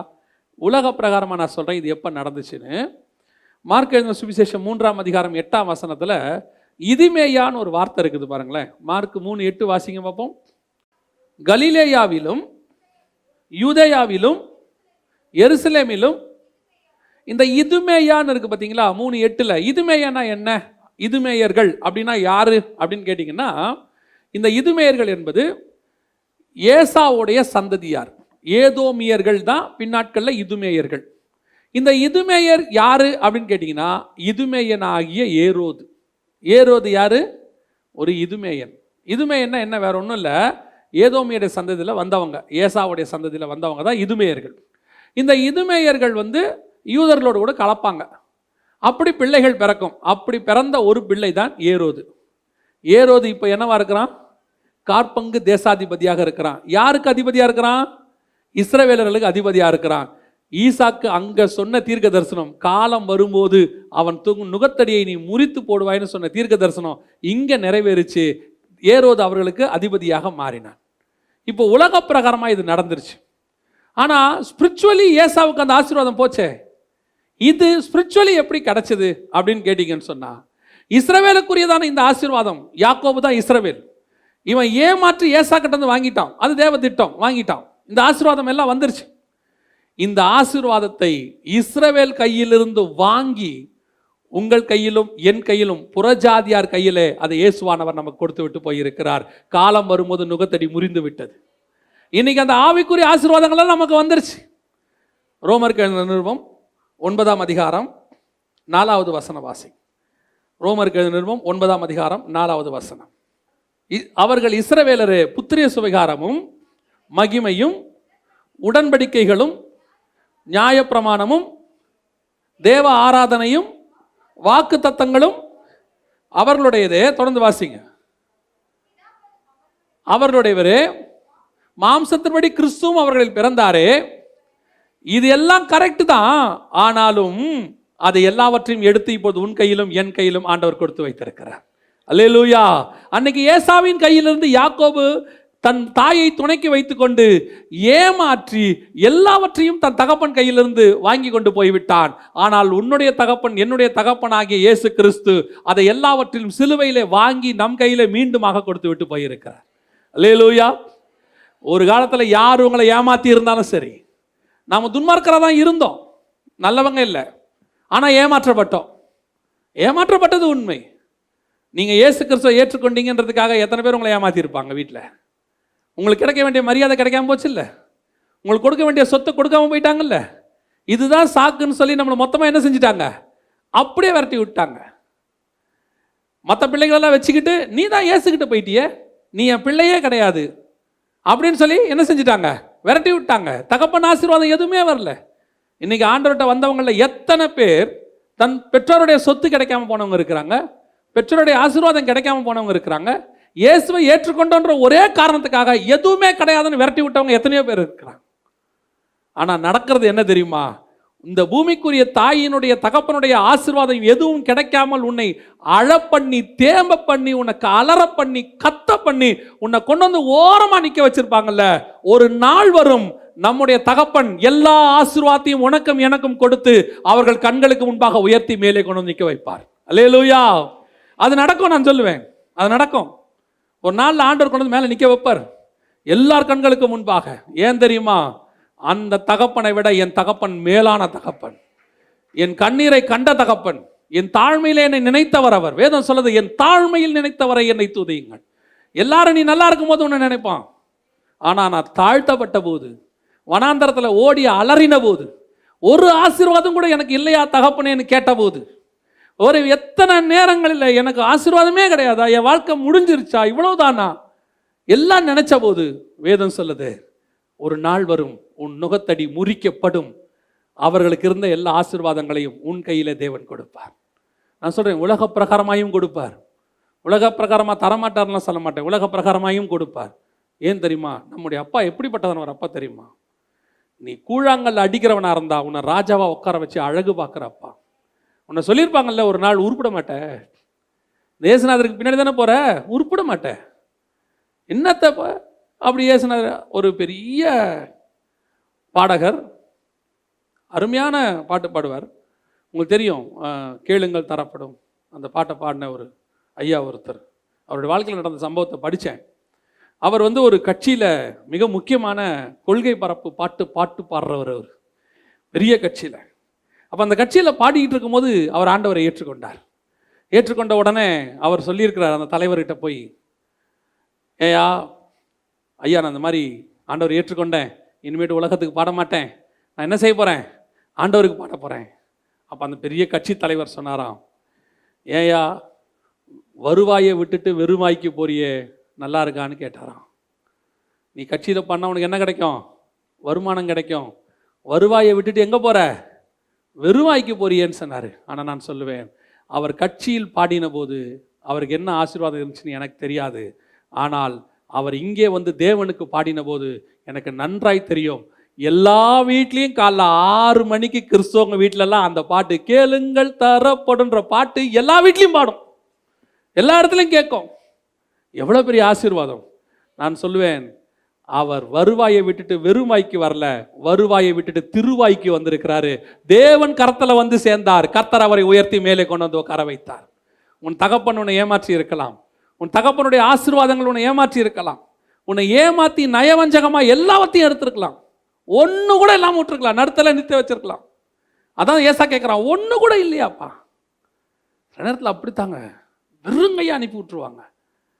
சிலருடைய வாழ்க்கையெல்லாம் பார்க்கும்போது சான்ஸே இல்லை, அவங்க அதுக்கப்புறம் பிழைக்கவே முடியாது. எனக்கு தெரியும் ஒரு அங்கிளை, அவங்க அப்பா இயேசுவை ஏற்றுக்கொண்டாருன்னு சொல்லி அவர் 2 தம்பிகள், மொத்தம் 3 பேர், அத்தனை பேரையும் ஒரு நாள் ராத்திரி அடித்து வெளியே தள்ளினார்.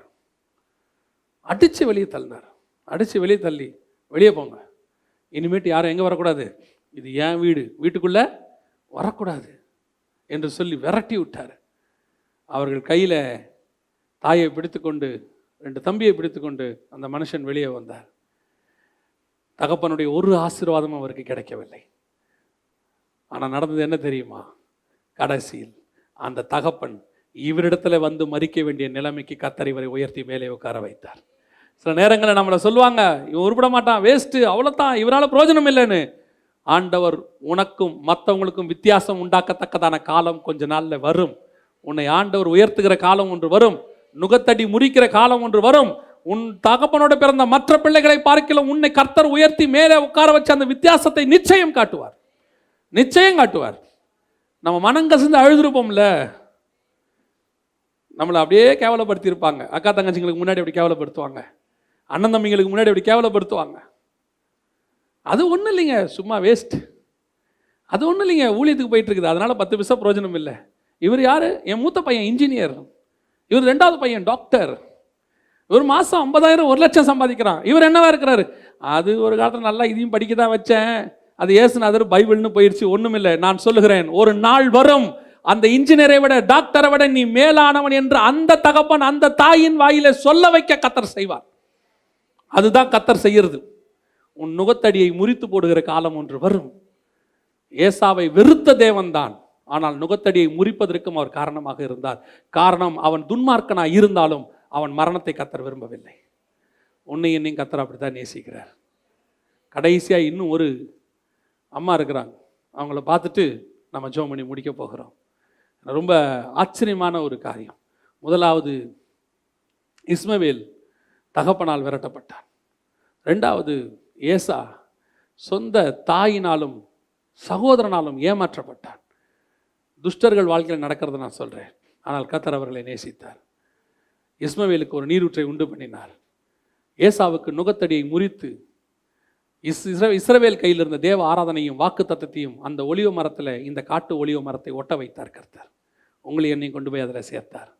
கடைசியாக இன்னும் ஒரே ஒரு காரியம் இருக்குது, வாசிங்க. மார்க் எழுதின சுவிசேஷம் 7ஆம் அதிகாரம் 28வது வசனத்தை வாசிங்க. மார்க் 7:28 வாசிங்க.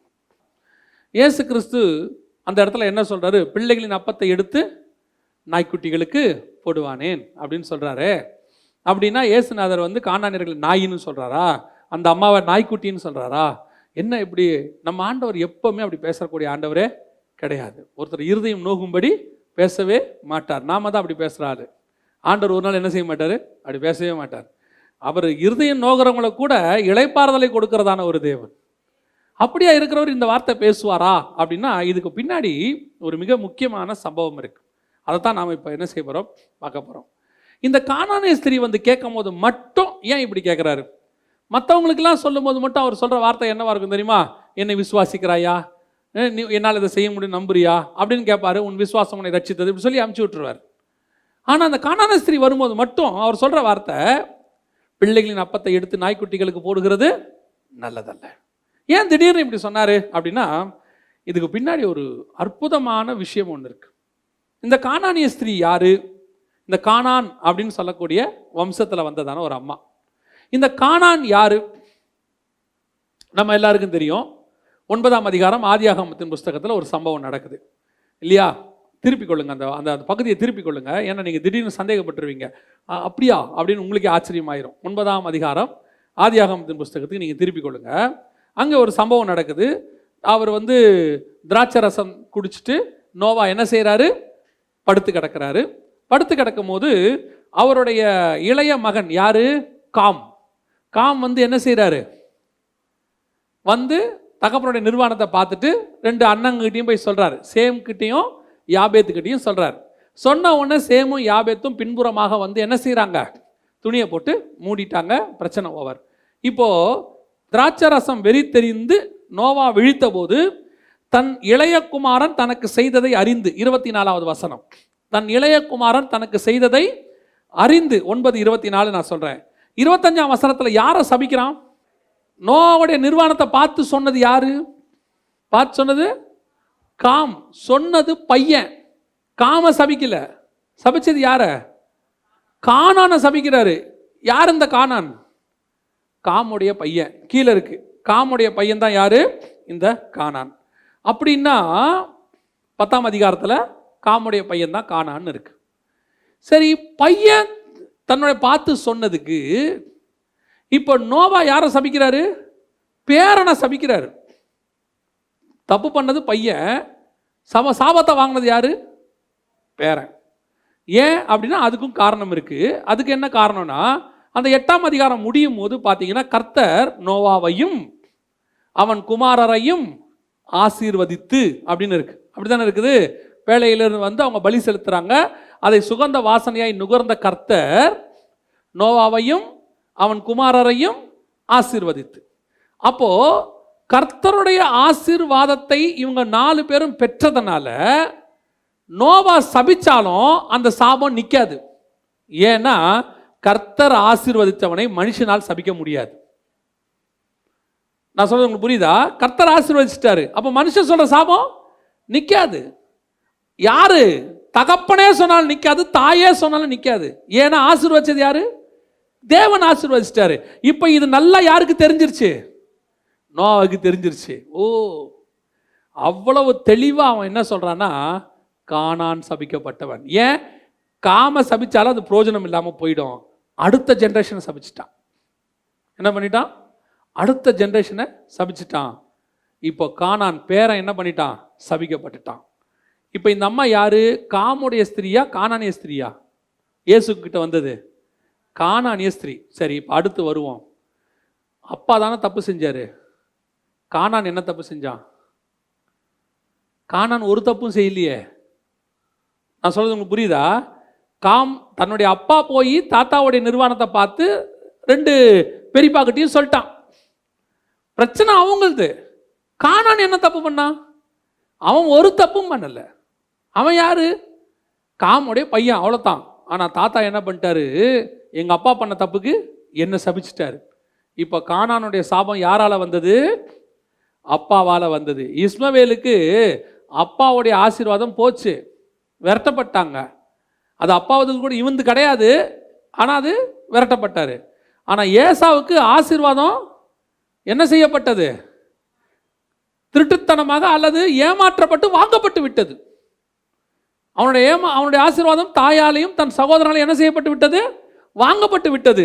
ஆனால் கானானுடைய பிரச்சனை என்னன்னு கேட்டீங்கன்னா, நான் ஒரு தப்புமே பண்ணல, எங்க அப்பா மேல விழுந்த சாபம் என் மேல் விழுந்துருச்சு. எங்கள் அப்பா துன்மார்க்கன், ஆனால் பழியை யார் சுமக்கிறா? நான் சுமக்கிறேன். பல நேரங்களில் இது நமக்கு நடக்கும். அப்பாவுடைய முற்பிதாக்களுடைய சாபத்தை நாம் சுமக்க வேண்டி வரும். சில நேரத்தில் அப்பா சாவர நேரத்தில் கடனை வாங்கி வச்சு செத்து போயிடுவார். அந்த பழி யார் மேலே வந்து விழும்? பிள்ளைங்க மேலே வந்து விழும். சில குடும்பத்தில் பார்த்துருக்குறேன், இந்த அப்பா என்ன கடன் வாங்கினான்றது பிள்ளைகளுக்கு தெரியவே தெரியாது. பாவம், அந்த டெட் பாடி வந்து நிற்கும் போது தான் கடங்காரன் ஒருத்தனாக வந்து நிற்பான். உங்கள் அப்பா இவ்வளோ தரணும், இவ்வளோ தரணும், இவ்வளோ தரணும். இவனுக்கு ஷாக்காக இருக்கும். இவ்வளவும் எங்கள் அப்பா வாங்கின கடனா? காசு கொடுத்தாதான் பாடி எடுக்க விடுவேன். என்கிட்ட காசு இல்லையே, அப்போ நீ பத்திரத்தில் கையெழுத்து போடு. எத்தனை குடும்பம் நடந்திருக்குது. ஒரு மனுஷனுடைய மரணத்தை குறித்து கேள்விப்பட்டேன். அவருக்கு 2 பிள்ளைகள். மரணம் அடைகிற வரைக்கும் அப்பாவை நீதிமான்னு நினச்சிக்கிட்டு இருந்தாங்க. மரணம் அடைந்து அந்த டெட் பாடியை வச்சுருக்கிறாங்க. அப்போ தான் இன்னொரு குடும்பம் அவருக்கு இருந்ததும் அங்கே 2 பிள்ளைகள் இருக்கிறதும் தெரியுது. ஏன்னா அவங்களும் எங்கே வந்துட்டாங்க? அந்த மரணத்துக்கு வந்துட்டாங்க. இப்போ அவங்க சொந்தக்காரங்க எல்லாம் ஒரு 50-100 பேர் வந்து மரணத்தில் கலாட்டா. சொத்தில் எங்களுக்கு என்ன வேணும்? பங்கு வேணும், இல்லைனா பாடி எடுக்க விடமாட்டோம். அப்போ தான் இந்த மகனுக்கு தெரியும், நம்ம அப்பாவுடைய வாழ்க்கைக்கு பின்னாடி என்ன இருக்குது? ஒரு சாபம் இருக்குது. இப்போ அந்த சாபம் யார் மேலே விழுது? என் மேல் விழுகிறது. தகப்பனுடைய சாபத்தை சுமக்கிற எத்தனையோ பிள்ளைகள். கானானிய ஸ்திரீ இப்போ வந்து நிற்கிறா. யாருக்கு முன்னாடி? இயேசுநாதருக்கு முன்னாடி. இயேசு என்ன கேட்குறாரு தெரியுமா? பிள்ளைகளின் அப்பத்தை எடுத்து நாய்க்குட்டிகளுக்கு போடுவான். அந்த வார்த்தைக்கு பின்னாடி ஒரு அற்புதமான விஷயம் இருக்கு. நாய்க்குட்டினா என்ன அர்த்தம்னா, இதுதான் நாய்க்குட்டி. யாரு? கானானிய ஸ்திரீ. நாய் யாருன்னா அவங்க அப்பா. யாரு? காம். காம் பார்த்த வேலை என்ன வேலை? நாய்த்தனமான வேலை. ஹீப்ரூவில் அதுக்கு சேம் வேர்டு தான் இருக்குது. ஒரு ஆணுடைய நிர்வாணத்தை இன்னொரு ஆண் பார்க்கறது ஓரின சேர்க்கைக்கு சமானம். அவங்க அப்பா பார்த்தது நாய் வேலை. இப்போ இந்த அம்மா யாரு? நாய்க்குட்டி, அவருடைய சந்ததி. அவர் சொல்றாரு, இஸ்ரவேலுக்கு என்கிற ஆபிரகாமின் சந்ததி அந்த அப்பத்தை எடுத்து யாருக்கு போட முடியாது? ஓரின சேர்க்கையை செய்தானே அந்த அதுக்கு ஈக்குவலா ஆண் நிர்வாணத்தை பார்த்த இன்னொரு ஆண் அவனுடைய பிள்ளைக்கு கொடுக்க முடியாது. பரிசுத்தமானது யாருக்கு கொடுக்க முடியாது? நாய்க்கு கொடுக்க முடியாது. நீ யாரு? நாயோடைய குட்டி. உங்க அப்பா யாரு? இப்படிப்பட்ட ஒரு சாபத்தை செஞ்சவன். இப்ப யார் இவ? யார் தெரியுமா? அப்பாவுடைய சாபத்தை சுமந்து கொண்டு நிற்கிறதான ஒரு பெண். ஆனா எதிரில் நிற்கிறவர் யார் தெரியுமா? பிள்ளைகளின் சாபத்தை சுமக்க வந்த அப்பா. இவ யாரு? நான் எங்க அப்பா சாபத்தை 2000 வருஷமா சுமந்துக்கிட்டு நிற்கிறேன். எங்க சந்ததியா இந்த சாபத்தை போக்கத்துக்கு எனக்கு வழியே இல்லை. இப்ப என் பிள்ளையும் படுத்து கிடக்குது, என் பிள்ளையும் காப்பாற்ற முடியாது. இயேசு சொல்றாரு, அதை கேட்காத, அது பிள்ளைகளுக்கு உள்ளது. ஆனா இவர் யார் தெரியுமா? பிள்ளைகளின் சாபத்தை சுமக்க வந்த அப்பா. எல்லா பிள்ளையும் சாபத்தை சுமக்க வந்த அப்பா. இப்போ அவர் சொல்றாரு, இந்த அப்பம் அவங்களுக்குரியதுமா, இஸ்ரவேலுக்காக வந்திருக்கிறேன், அவங்கள்ட்ட தான் வந்திருக்கிறேன். உடனே அவர் சொல்றா, அப்பா அவனுக்கு அப்பத்தை கொடுத்துருங்க, அவன் வேணான்னு எதையாவது கீழே போடுவான்ல, அந்த ஆசீர்வாதத்தை என்கிட்ட கொடுங்க. ஏசா கேட்டான், ஒன்று கூட இல்லையா? அதைத்தான் இவன் வேற விதத்தில் கேட்குறா, ஏதாவது இருந்தால் கொடுங்க, ஒரு ஆசீர்வாதம் உங்கள் பிள்ளைகளுக்கு நீங்கள் கொடுத்துருங்க. நான் எங்கள் அப்பாவுடைய சாபத்தை வாங்கிட்டு வந்து நிற்கிறேன், என்னை காப்பாற்றுறதுக்கு வழியே இல்லை. இப்போ நான் மட்டும் இல்லை, என் பிள்ளையும் இப்படி கிடக்குது. இந்த சந்ததியை காப்பாற்றுறதுக்கு ஏதாவது இருந்தால் கொடுங்க, அந்த மேஜிலேருந்து வந்த துணிக்கியாவது கொடுங்க. இயேசுநாதர் என்ன சொன்னார் தெரியுமா? உன் விசுவாசம் பெரியது. எதை விட பெரியது? பெரியதுன்னா இப்போ எதை விட பெருசாக இருக்கணும்ல? எதை விட பெரியது? இந்த இஸ்ரவேலர்கள் ஆபிரகாமின் சந்ததி சொல்றானே, ஆபிரகாம் விசுவாசத்தின் தகப்பன் சொல்றானே, அந்த விசுவாசத்தை விட உன் விசுவாசம் பெரியது. ஏன் தெரியுமா? இவன் அப்பா இவன் கையில் இருக்குது. யார் அப்பம்? அப்பங்கிறது யாரை குறிக்கும்? இயேசு கிறிஸ்துவை குறிக்கும். வானத்தில் இருந்தது அப்பம் நானே. இப்போ இஸ்ரவேலுக்குள்ள அப்பா அவர் வந்துச்சு, இஸ்ரவேல்கிட்ட வந்தாரு. அவன் மேஜில் இருந்த துணிக்கையை கீழே போடுவான்னு பார்த்தா அவன் யாரை தூக்கி போட்டான்? இயேசுநாதரையே தூக்கி போட்டான், அப்பத்தையே தூக்கி போட்டான். இப்போ கானானிய ஸ்திரீ துணிக்கைக்கு வெயிட் பண்ணவளுக்கு என்ன கிடைச்சிருச்சு? அப்பமே கிடைச்சிருச்சு.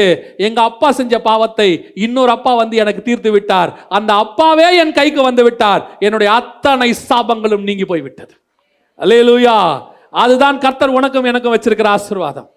துணிக்கையாவது கிடைக்குமா? சின்ன ஆசீர்வாதம் கிடைக்குமா? ஒரு சின்ன ஆசீர்வாதம். வாழ்க்கையில மேல வந்துட மாட்டோமா? எப்படியாவது கஷ்டப்பட்டு வந்துட மாட்டோமா? எங்க அப்பா எனக்கு ஒரு சொத்து வச்சுட்டு போல. நம்ம நிறைய பேர் புலம்புறோம்ல, எங்க அப்பா எனக்கு ஒரு சொத்து வச்சுட்டு போல, எங்க அப்பா கடன் வச்சுட்டு போயிட்டாரு, என் குடும்பம் என்ன நாசமாக்கிருச்சு, நான் முன்னேறாம போறதுக்கு காரணமே என் குடும்பம் தான். என் தங்கச்சிங்களெல்லாம் படிக்க வச்சு கல்யாணம் பண்ணி வச்சு எல்லாம் முடிச்சு இன்னைக்கு ஒண்ணுமே இல்லாம உட்கார்ந்துருக்கிறேன். நீ நினைக்கிறல்ல, ஆண்டவர் சொல்றாரு, நீ ஒரு காரியம் ஒரு துணிக்கை கிடைக்குமான்னு வெயிட் பண்ணிட்டு இருக்கிற. உனக்கு அப்பமாகிய அப்பாவே உன் கையில வந்து விழ போறாரு. தைரியமாயிரு. உன் தேவனாகிய கர்த்தர் உன்னை உயர்த்துவதற்கு வல்லமை உள்ளவராய் இருக்கிறார். நீ சபிக்கப்பட்ட கானானிய ஸ்திரீயா இருந்தாலும் உன் விசுவாசம் பெரியது. உன்னை தேவன் உயர்த்துவதற்கு வல்லமை உள்ளவராய் இருக்கிறார்.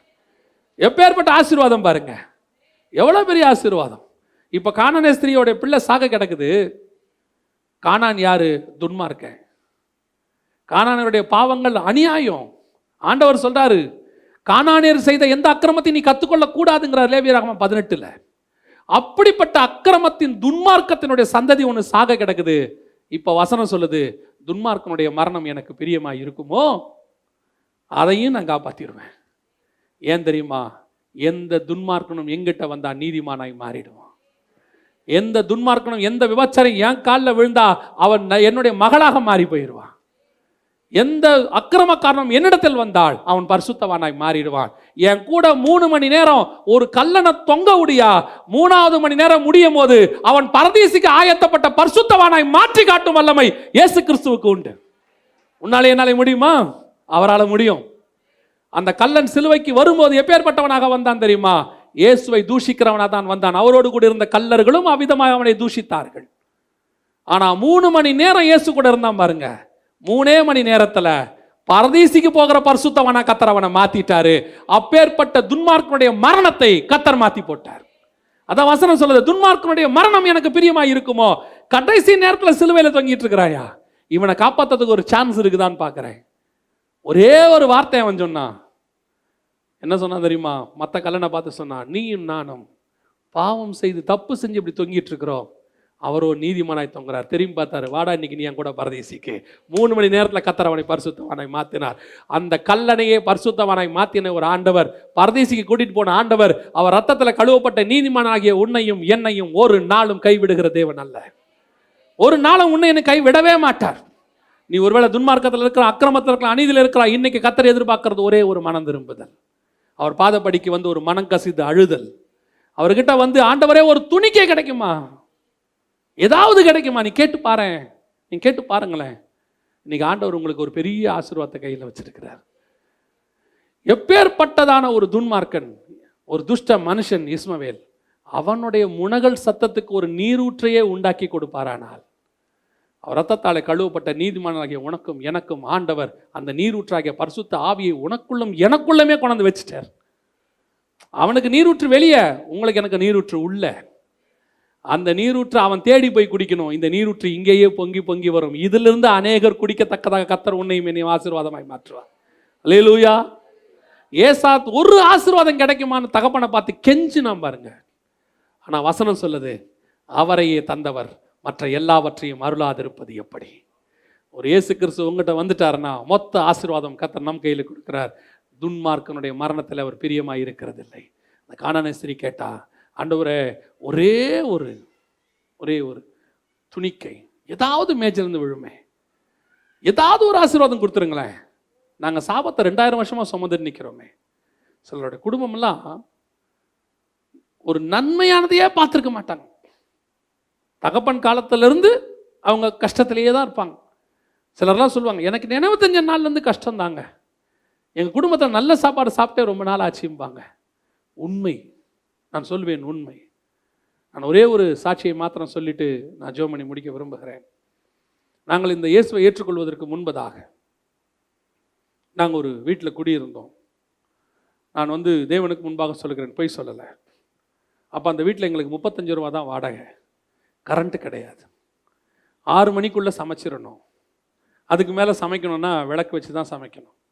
6 மணிக்குள்ளே சமைக்கணும். சமைச்சு முடிச்சுட்டு 6 மணிலேருந்து 9 மணி வரைக்கும் என்டர்டெயின்மெண்ட் என்னென்னா, எங்கள் வீட்டு வாசலில் ரோட்டில் பாய் போட்டு உட்காந்து பேசிக்கிட்டு இருப்போம். அவ்வளோதான். இதுதான் என்டர்டெயின்மெண்ட். டிவி கிடையாது, கரண்ட்டு கிடையாது, அப்போ எதுவுமே கிடையாது. வெறும் 35 ரூபா வாடகை, அதை கொடுக்க முடியாது எங்களால். நாங்கள் இருந்த அந்த ரோட்டுக்கு ஆப்போசிட்டில் சுடுகாடு. அங்கே பிணங்கள்லாம் எரிஞ்சிக்கிட்டே இருக்கும். இங்கே உட்காந்து அதையும் பார்த்துக்கிட்டு இருப்போம். எங்கள் என்டர்டெயின்மெண்ட் அந்த பிணம் எரியறத அந்த வெட்டியார் அடிப்பார், போட்டு டம்மு டம்முன்னு அடிப்பார். நாங்கள் சிரிச்சிட்டு உட்காந்துருப்போம். ஏதோ மோசமான ஒருத்தன் வந்துட்டான் போல, அதான் அடிக்கிறான் இந்த அடி அப்படிம்போம். இதுதான் எங்கள் என்டர்டெயின்மெண்ட். ரோட்டில் அப்படியே பாய் போட்டு உட்காந்துக்கிட்டு ஒரு 8 மணி ஆனால் சாப்பாடை போட்டு அப்படியே உட்காந்துக்கிட்டு இந்த தெருவிளக்கில் உட்காந்து அப்படியே சாப்பிட்டுட்டு அப்படியே போவோம். அதான் லைஃப். அவ்வளோதான். இவ்வளோதான் எங்களுடைய மொத்த லைஃப். சில நாட்களில் திடீர்னு மண்ணெண்ணெய் தீந்துடும். அப்போல்லாம் அந்த திரி போட்ட ஸ்டவ்வு தான். மண்ணெண்ணெய் தீந்துடும், மண்ணெண்ணெய் இருக்காது. யாராவது சொந்தக்காரங்க அப்படி நண்பர்கள் யாராவது வந்தாங்கன்னா 2 ரூபா 5 ரூபா இருக்குமான்னு கேட்டு அப்படி வந்து எங்கள் வாழ்க்கையில் ஏதாவது ஒரு மீட்பு வந்துடாதா, எப்படியாவது மேலே வந்துட மாட்டோமா, ஏதாவது செஞ்சிட மாட்டோமா? நான் சொல்லுவேன், அந்த கானானிய ஸ்திரீ தன் பிள்ளையை கையில் வைத்துக்கொண்டு இயேசுநாதருக்கு நின்ன மாதிரி ஒரு நாள் நானும் என் தாயும் அப்படி தான் ஆண்டவருக்கு முன்னாடி நின்னோம். ஏதாவது மேலே வந்துட மாட்டோமா? நான் சொல்லுவேன், எங்களுக்கு துணிக்கை அல்ல, அந்த அப்பமே கிடைத்தது. அந்த இயேசுநாதரே எங்களுக்கு கிடைச்சார். ஆசீர்வாதத்தினுடைய ஊற்று எங்களுக்கு கிடைச்சிச்சு. அவரை கையில் பிடிச்சோம். இன்னைய வரைக்கும் கர்த்தர் எங்களை உயர்த்தி ஆசீர்வதித்து வைத்து கொண்டே இருக்கிறார். இதுவரைக்கும் எங்களை அவர் தாழ விடவே இல்லை. இந்த துன்மார்க்கனுடைய மரணத்தையே அவர் விரும்பாதிருப்பாரானால் உங்களை எப்படி கர்த்தர் சாக விடுவார்? உங்களுக்கு ஆண்டவர் கொடுக்கிறதான வாக்கு தத்தம், ஒரு நாளும் கர்த்தருடைய கரம் உங்களை விட்டு விலகாது. கர்த்தர் எக்ஸ்பெக்ட் பண்ணுறதுலாம் ஒன்று, ஒரு சின்ன ஜெபம், ஒரு மனம் கசிந்து அழுதல், ஒரு கதறுதல். ஆண்டவரே என்னை ஆசீர்வதிங்கப்பா சொல்லி கேட்டு பாருங்க. இந்த தேவனை போல அன்புள்ள தேவனை உலகத்தில் நீங்கள் வேற எங்கேயுமே பார்க்க முடியாது. நான் தைரியமாய் சொல்லுவேன், இந்த தேவனை போல நேசிக்கிற தேவனை நீங்கள் பார்க்கவே முடியாது. இந்த தேவனை போல அற்புதமாய் அதிசயமாய் நடத்துகிற தேவனை உங்களால் பார்க்கவே முடியாது. இந்த உலகத்தில் இருக்கிற அத்தனை உறவுகள் உங்களை கைவிட்டு போய் நீங்கள் நடுத்தருவில் நின்று யாருமே இல்லைன்னு ஒரு சிங்கிள் டீக்கு நீங்க வழி இல்லாமல் நின்னாலும் உங்களை கொண்டு போய் ராஜாவாக உட்கார வைக்க இந்த தேவனால முடியும். ஏன்னா அவர் இல்லாதவைகளிலிருந்து உருவாக்குகிறதான ஒரு தேவன். அவர் மண்ணிலிருந்து உருவாக்குகிற ஒரு தேவன், கல்லுகளிலிருந்து உருவாக்கக்கூடிய ஒரு தேவன். அப்படிப்பட்ட தேவன் உன் வாழ்க்கையும் என் வாழ்க்கையும் நிச்சயம் உருவாக்குவார். தேவனால் கூடாத காரியம் ஒன்றுமில்லை. நம்ம ஜெபிக்க போகிறோம். நம்ம எல்லாம் கண்களை மூட போகிறோம். தேவ சமூகத்தில் ஆண்டவரை நோக்கி பார்க்க போகிறோம். துன்மார்க்கருடைய மரணம் ஒரு நாளும் கர்த்தர் பிரியப்படுகிறது இல்லை. இன்னைக்கு ஆண்டவர் என்னை எவ்வளோ நேசிச்சிருக்கிறார். நான் எப்பேற்பட்டதான துன்மார்க்கத்தில் வாழ்ந்த ஒரு காலம் இருக்கு. நம்மெல்லாம் இன்னைக்கு நம்மளை பார்த்து பரிசுத்தவான்கள்னு சொல்றாங்க. இன்னைக்கும் நீங்களும் நானும் யாரும் நமக்கு தெரியுமே. பூர்ண பரிசுத்தவான்களா? நம்ம உள்ளான மனுஷன் யாருன்னு நமக்கு தெரியுமே. இன்னும் போராட்டம் தெரியுமே. இன்னும் சிலுவையில் அறையப்பட்டு இன்னும் சாகாம இந்த மாம்சம் ஆவிக்கு விரோதமா போராடுறது என்னன்னு உனக்கு எனக்கு தெரியுமே. இப்பவே இந்த நிலைமை, நான் ரட்சிக்கப்படுறதுக்கு முன்னாடி, ஆண்டவர் ஏற்றுக்கொள்வதற்கு முன்பாக நாம் எப்பேற்பட்டவர்களாக இருந்தோம். எவ்வளவு பெரிய துன்மார்க்கம்! கர்த்தர் அருவருக்கிற ஒரு வாழ்க்கை. நம் சொந்தக்காரர்களை நம்மளை விரட்டி விட்டார்களே. இஸ்மவேல் விரட்டி விட்டா மாதிரி நம்மளுடைய சொந்தக்காரங்களை விரட்டி விட்டாங்க. நம்மளை வாழ வழி தெரியாம ஆகார் அலைஞ்சு திரிஞ்சது போல நம்ம அலைஞ்சு திரிஞ்சோமே. எப்படியாவது மேல வந்துட மாட்டோமா? ஏதாவது ஒரு வழி கிடைச்சிடாதா? அன்னைக்கு மட்டும் இயேசு கிறிஸ்துங்கிற நீரூற்று இல்லாமல் போயிருந்தால் நீங்களும் நானும் என்னவா மாறி இருப்போம்? யோசித்து பாருங்க. எத்தனையோ செடிக்கு கீழே செத்து போய் புல்லு முளைச்சிருக்கோம். அன்னைக்கு அந்த இஸ்மவேலினுடைய அழுகையை கேட்ட தேவன் அதே மாதிரி தான் நம்முடைய அழுகையின் சத்தத்தையும் கேட்டார். அதே தேவன் இன்று உன்னுடைய அழுகையின் சத்தத்தையும் கேட்டுக்கொண்டே இருக்கிறார். நீ படுக்கையில கண்ணீர்ல, ஆண்டவரே என் தாகத்தை தீர்க்கிறதுக்கு ஒரு சொட்டு தண்ணி கிடைக்காதா? என் பிரச்சனை சால்வ் ஆகாதா? நான் இதுலயே சாக வேண்டியது தானா? இதுல இருந்து விடுதலை ஆக்கிறதுக்கு எனக்கு ஒரு வழியே இல்லையா? நான் சொல்றேன், விடுதலையாகவே முடியாத சிறைச்சாலையாகிய யோசேப்பின் சிறைச்சாலையாய் இருந்தாலும் சரி, உன்னை தீக்கிரையாக்கி போகிறதான ஒரு நெருப்பு தழலாக இருந்தாலும் சரி, அதிலிருந்து உன்னை மீண்டும் உயிரோடு கொண்டு வருவதற்கு தேவன் வல்லமை உள்ளவராக இருக்கிறார். ஒரு துஷ்ட மனுஷனுடைய சத்தத்துக்கு செவி சாய்த்து அவனுக்கு ஒரு நீரூற்றை காண்பிப்பாரானால் உனக்கும் எனக்கும் நிச்சயம் ஒரு நீரூற்றை கர்த்தர் காண்பிப்பார். பல நேரங்களில் நீ ஏமாற்றப்பட்டு இருக்கலாம். உன் சொந்த தகப்பனால், தாயால, சகோதரர்களால உன்னை ஏமாத்தி உன்னுடைய ஆசீர்வாதங்களை எல்லாம் அவங்க எடுத்துட்டு போயிருக்கலாம். உன் சொத்தை அவங்க அபகரிச்சுட்டு போயிருக்கலாம். உங்ககிட்ட இருந்தவங்களை எல்லாத்தையும் எடுத்துட்டு போயிட்டு உன்னை நடுத்தரில் நிறுத்தி இருக்கலாம். கடைசியில் நீ உங்க அப்பா அம்மாவை பார்த்து கேட்டிருப்ப, எனக்குன்னு ஒண்ணுமே இல்லையா? நீ ஒருவேளை ஒரு பைபிளோட வந்திருக்கலாம். உன் கணவன் உன் மனைவி கையை பிடிச்சிக்கிட்டு அனாதைய போல் நீ நடந்து வந்திருக்கலாம். எல்லாத்தையும் வாங்கிட்டு உன்னை விரட்டி விட்டுருக்கலாம். அன்னைக்கு மனம் கசிந்து அழுத ஏசாவை போல, கதறி அழுத ஏசாவை போல, தகப்பனே எனக்கு ஒண்ணு கூட இல்லையாப்பா. ஆண்டவர் சொல்றாரு, உன் நுகத்தடி முறிகிற காலம் வந்திருக்கு. உன் நுகத்தடி முறிகிற காலம் வந்திருக்கு. உன்னை விரட்டி விட்டவங்க கண்களுக்கு முன்பாக ஆண்டவர் அந்த ஆசீர்வாதங்களை, இஸ்ரவேலுடைய ஆசீர்வாதங்களை எடுத்து புறஜாதியார் கையில கொடுத்தது போல, அன்னைக்கு இஸ்ரவேல் வம்சம் முன்னிடத்துல ஏமாற்றி ஏசா கிட்ட வாங்கிட்டு போச்சு. இன்னைக்கு இஸ்ரவேல் கையிலிருந்து வாங்கி புறஜாதியாராகிய ஏசாவின் வம்சத்தின் கையில கர்த்தர் கொடுக்கிறார். உனக்கு ஆண்டவர் தர்ற காலம் வந்திருக்கு. உன் நுகத்தடி முறிய போது. நீ அழுத அழுகை, சிந்தின கண்ணீர், நீ கதறி அழுதது, ஐயோ எல்லாம் போச்சேன்னு சொல்லி வயிற்றெறிஞ்சு நீ கத்தனை பத்தியா, மொத்தம் போச்சே, என்னை ஏமாத்திட்டாங்களே, கூட வேலை பார்த்திருந்தவங்களே, கூட இருந்த பார்ட்னரே எல்லாத்தையும் ஏமாத்திட்டானே, நடுத்தரில் என்ன நிக்க வச்சுட்டானே, இப்ப என் சொத்தெல்லாம் வித்து என் கடனை அடைக்கிறேனே, இனி நான் என்ன செய்வேன் என்று சொல்லி நீ அழுத பத்தியா. ஆண்டவர் சொல்றாரு, உன் நுகத்தடியை முறிச்சு போட்டாச்சு. உன்னை ஆசீர்வதிக்கிற காலம் வந்திருக்கு. உன்னை தேவன் இஸ்ரவேலுக்கு ஏதோமியரை ராஜாவாக மாற்றினது போல உன்னை யார் யாரெல்லாம் விரட்டி விட்டார்களோ, யார் யார் உன்னை ஏமாற்றினார்களோ, யார் யார் உன்னை ஏளனமாய் பேசினார்களோ அவர்களுக்கு முன்பாகவே கர்த்தர் உயர்த்துகிற காலம் ஒன்று வந்திருக்கிறது. அவர்கள் உன்னிடத்தில் வந்து நிற்பார்கள். அடிச்சு குடியில தூக்கி போட்ட சகோதரர்கள் வந்து உனக்கு முன்பாக பணிந்து எனக்கு அரிசி வேணும்னு கேட்கிற காலம் ஒன்று வரும். கர்த்தர் உன்னை உயர்த்தி வைக்கிற காலம் ஒன்று வரும். கடைசியாய் நீ ஒரு தப்பும் செஞ்சிருக்க மாட்டே, ஆனா உன் தகப்பனுடைய சாபம் உன்னை தொடர்ந்து பிடிக்கும். உன் முற்பிதாக்களுடைய சாபம் தொடர்ந்து பிடிச்சுக்கிட்டு இருக்கு. ஐயோ இதுல இருந்து எனக்கு விடுதலையாக வழியே இல்லையா? ஏதாவது ஒரு துணிக்க கிடைக்காதா? நான் மட்டுமில்லை, என் சந்ததியும் பாதிக்கப்படுறோமே, என் பிள்ளைகள் பாதிக்கப்படுறோமே, இந்த சாபம் தொடர்ந்து வந்துகிட்டே இருக்குதே, இதுல இருந்து விடுதலையாக எனக்கு வழியே இல்லையான்னு சொல்லி தகப்பனுடைய முற்பிதாக்களுடைய சாபத்தை சுமந்து கொண்டு நிற்கிற உனக்கு முன்னாடி யார் நிற்கிறா தெரியுமா? பிள்ளைகளின் சாபத்தை சுமக்க வந்ததான இயேசு கிறிஸ்து நின்று கொண்டிருக்கிறார். தகப்பனின் சாபத்தை அவர் இன்று மாற்றி போட வல்லமை உள்ளவராக இருக்கிறார். உனக்கு துணிக்கை அல்ல, துணிக்கை கேட்ட உனக்கு துணிக்கை அல்ல, அப்பத்தையே கொடுப்பதற்கு கர்த்தர் வல்லமை உள்ள தேவனாக இருக்கிறார். இன்னைக்கு ஆண்டவர்கிட்ட விசுவாசத்தோட இருங்க. வேதம் சொல்லுது, உன் விசுவாசம் பெரியது. இன்னைக்கு விசுவாசத்தோட ஆண்டவர்கிட்ட சொல்லுங்க, தேவன் என் வாழ்க்கையை மாற்றி அமைக்க போகிறார். இது வரைக்கும் இருந்த சாபம் மாறும். இது வரைக்கும் என்னை பிடிச்சு வந்த சாபங்கள்லாம் மாறும். என்னையும் என் பிள்ளைகளையும் தொடர்ந்து பிடித்துக் கொண்டிருந்த சாபங்கள் எல்லாம் 100% மாறும். காரணம், என் தகப்பனுடைய சாபத்தை நான் சுமந்தேன்.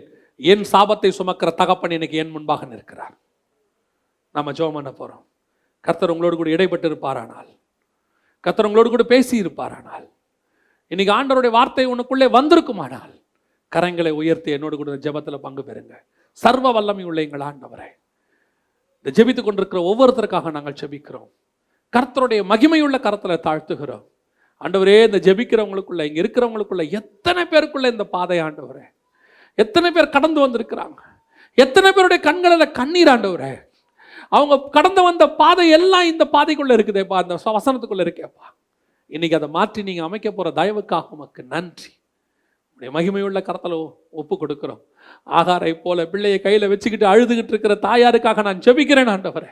ஒரு நீரூற்றை காண்பீங்கப்பா, ஒரு நீரூற்றை காண்பீங்க ஆண்டவரே. அந்த இஸ்மவேல் என்கிற துஷ்ட மனுஷனோட கூட இருப்பீரானால் இன்று உடைய ரத்தத்தாலே கழுவப்பட்டு ஆண்டவரே பிள்ளையை வைத்துக்கொண்டு வேலைக்கு போய்கிட்டு ஓடி வந்து சம்பாரிச்சு வாழ வழி தெரியாம வகல் இல்லாம சுத்திக்கிட்டு இருக்கிற அலைந்து திரிகிற இந்த தாயினுடைய கண்ணீரை மாற்றி அமையும் ஆண்டவரே. இவர்களோடும் நீர் இருமப்பா. கண்ணீரை தொடங்கி ஆண்டவரே, ஏமாற்றப்பட்ட ஆசீர்வாதங்கள்லாம் திரும்பி வரட்டும். சகோதரர்களால் நண்பர்களால் போன ஆசீர்வாதங்கள்லாம் திரும்பி வரட்டும் அப்பா. இவங்களை யாரெல்லாம் ஏமாற்றி வாங்கிட்டு போனாங்களோ எல்லாம் திரும்பி வரட்டும் இயேசுவின் நாமத்தினால. கடைசியாக ஆண்டவரே, தகப்பனுடைய முற்பிதாக்களுடைய சாபங்களை சுமந்து நிற்கிற ஒவ்வொரு குடும்பத்துக்காக ஜெபிக்கிறேன்.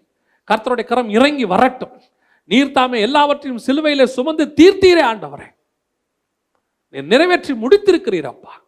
இனி ஒரு சாபம் இராது என்று நாங்கள் கேள்விப்பட்டோமே, வசனத்தை வாசித்தோமே. அதே போல இனி இந்த குடும்பங்களில் ஒரு சாபம் இராதபடி தேவனாகிய கர்த்தர் விடுதலையாக்கின தயவுக்காய் உமக்கு ஸ்தோத்திரம். மகிமையுள்ள கரத்தில் தாழ்த்துகிறோம் எங்கள் ஆண்டவர் இயேசுவின் நாமத்தில் பிதாவே.